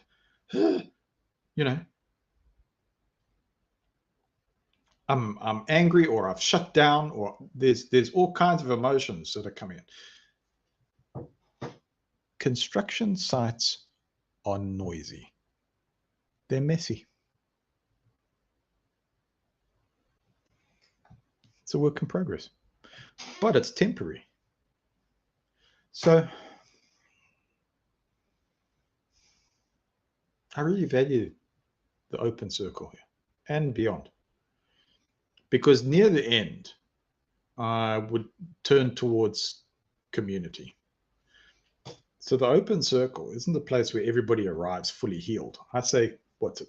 Come as you are. In fact, it's in that opening music. Come as you are. And it's a place where people arrive honestly. You want to tell us where your spiritual development is? Yeah, great. Some people arrive laughing. I don't know if you've seen this. I've seen this. I find myself laughing in serious things. Some are crying. Some are exhausted. Some are hopeful. In the circle, I want to talk about, there was a comment here from, was it Treasure, or the Desert Has Water. Desert Has Water says the open circle has no end. Accept it. Yeah, that's what the circle's all about, isn't it? So all belong. And maybe we can say, well, we finish or we begin, or we finish this open circle. And I go, in beginnings all the same, right? Okay. Philosophically, all belong. So if tonight you are the strong one, lend strength gently. If tonight you're the exhausted one, borrow strength without shame. Pips, you energized? Good. You need a nap now? Good, fine. So there's no shame. So yeah, borrow the strength without shame. If tonight you're somewhere in between on the circle, welcome home. And remember that none of us have to carry the whole circle, because today we become the circle. I want to say thank you to everybody that's tuned in. I think that brings the open circle more or less to a close. We've been at 2 hours, almost 45 minutes, or coming up to 45 minutes. I did want to sort of plug a bit of the creative work again, like Colin's books, because he's been talking about them. But I mean, that's his creative outlet. Peps has got his creative outlet as well. Maybe that's just a good way just to end off, because we encourage all of that. Of course, Gavin's also got his book as well, and he's been very generous with that. We might have other talents that we share in the community. I'll say all of it's valued. And if you want to submit something to the open circle just for a showcase, yeah, I'm over the moon to be able to celebrate that. It's always very, very interesting. This is the captain. Red alert. Red alert. This is Fire 210. We have threats at 2020.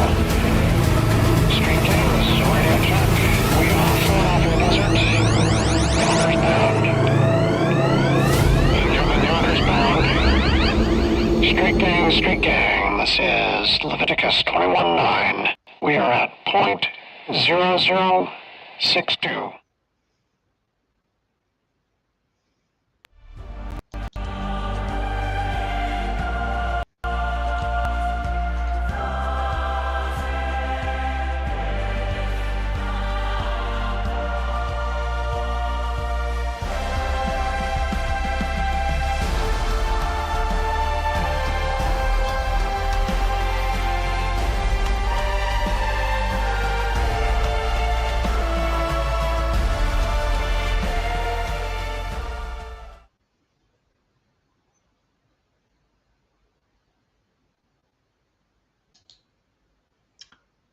Hello, do we have somebody in the stream? I see somebody there. If you're there, send me a little signal. Otherwise, I'm going to, or I'm inclined to close the open circle, but I'll keep it open if you're hanging on. I can see somebody in the lounge. If you need a bit of guidance, let me know, and we can just guide you through. I don't mind keeping the open circle open. Of course, it's also a stopgap for other channels because, you know, we've got other channels that are doing really great work and supporting people. So if it's just a stopgap, you're very welcome just to come in and move off again. John, thank you very much. Thanks for your thumbs up and thanks for your contribution and holding center as you always do. I repeat myself there, but that's what you do.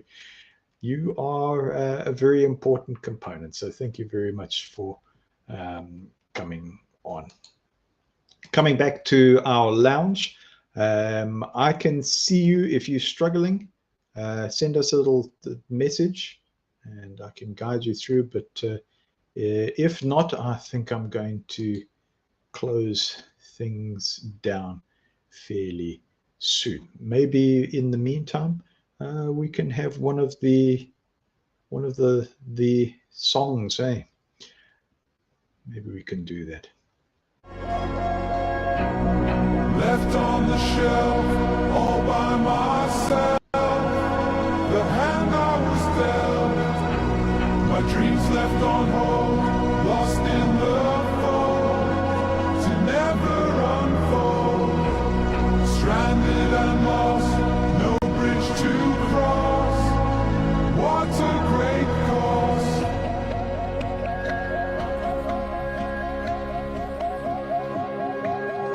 A heart full of pain, memories remain, drives me insane.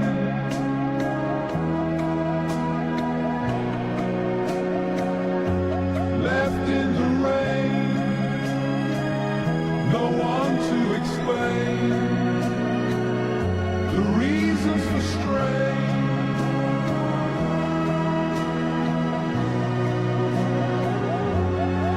I never see myself on the shelf, gathering dust and wasting away. Each day is a must. I will play with cards that were dealt, forging ahead, a free path on the veil.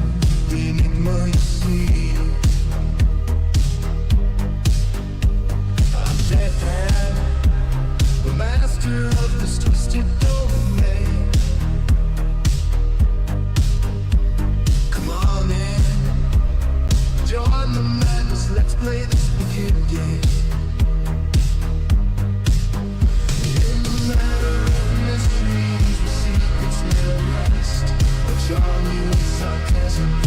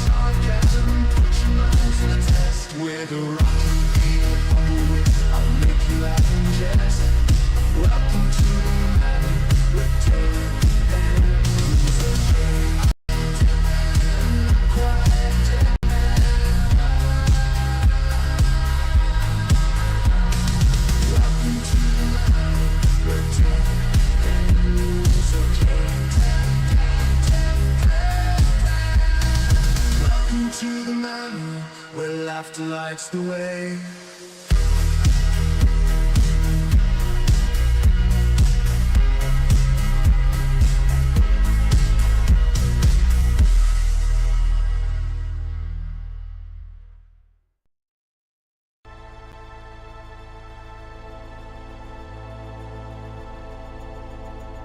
When the fabric of free will is torn, when the song of interstellar lovers trembles across dying stars. Enigma code, a betrayal once unthinkable. Agent 7 fallen from the light, wielding the blade of the Mind Guardian weeds.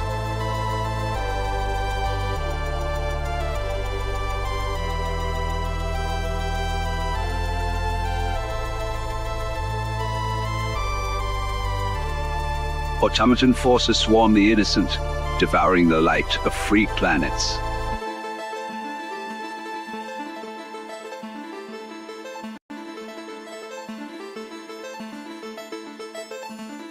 But the call has gone out.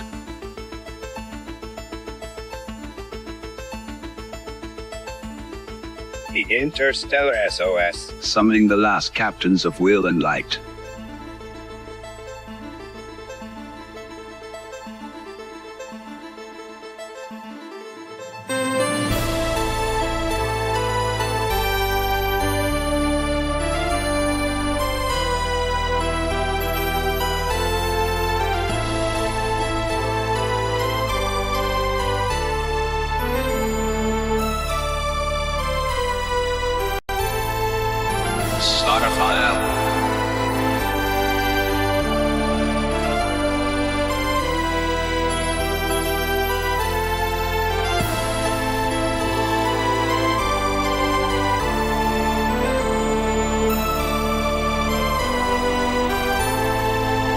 This is the 8th Dimension War.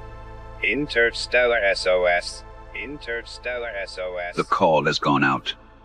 Will you answer?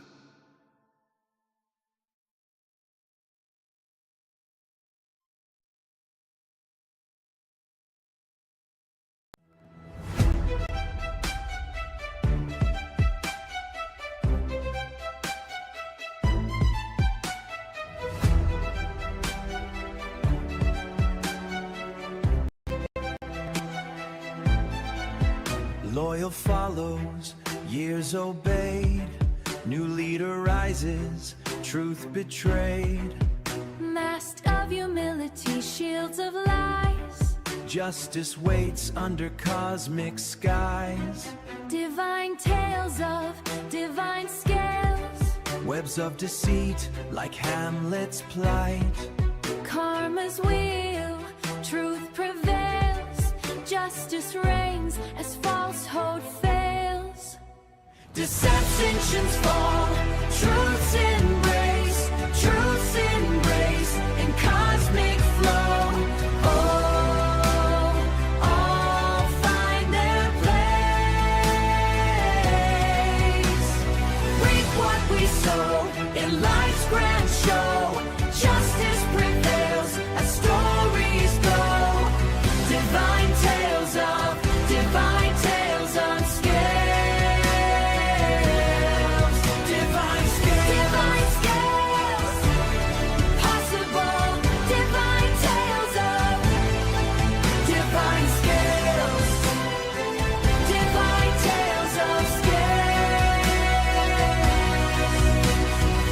Life's grand show. Justice prevails. Justice flow. Divine tales of divine scales. Deceptions fall, truth's embrace. Truth's embrace in cosmic flow. All find their place. Reap what we sow in life's grand show.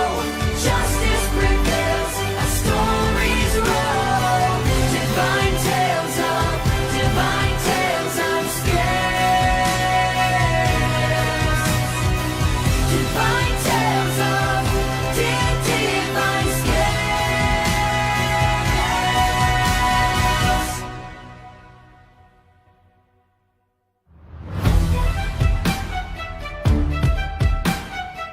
Divine tales of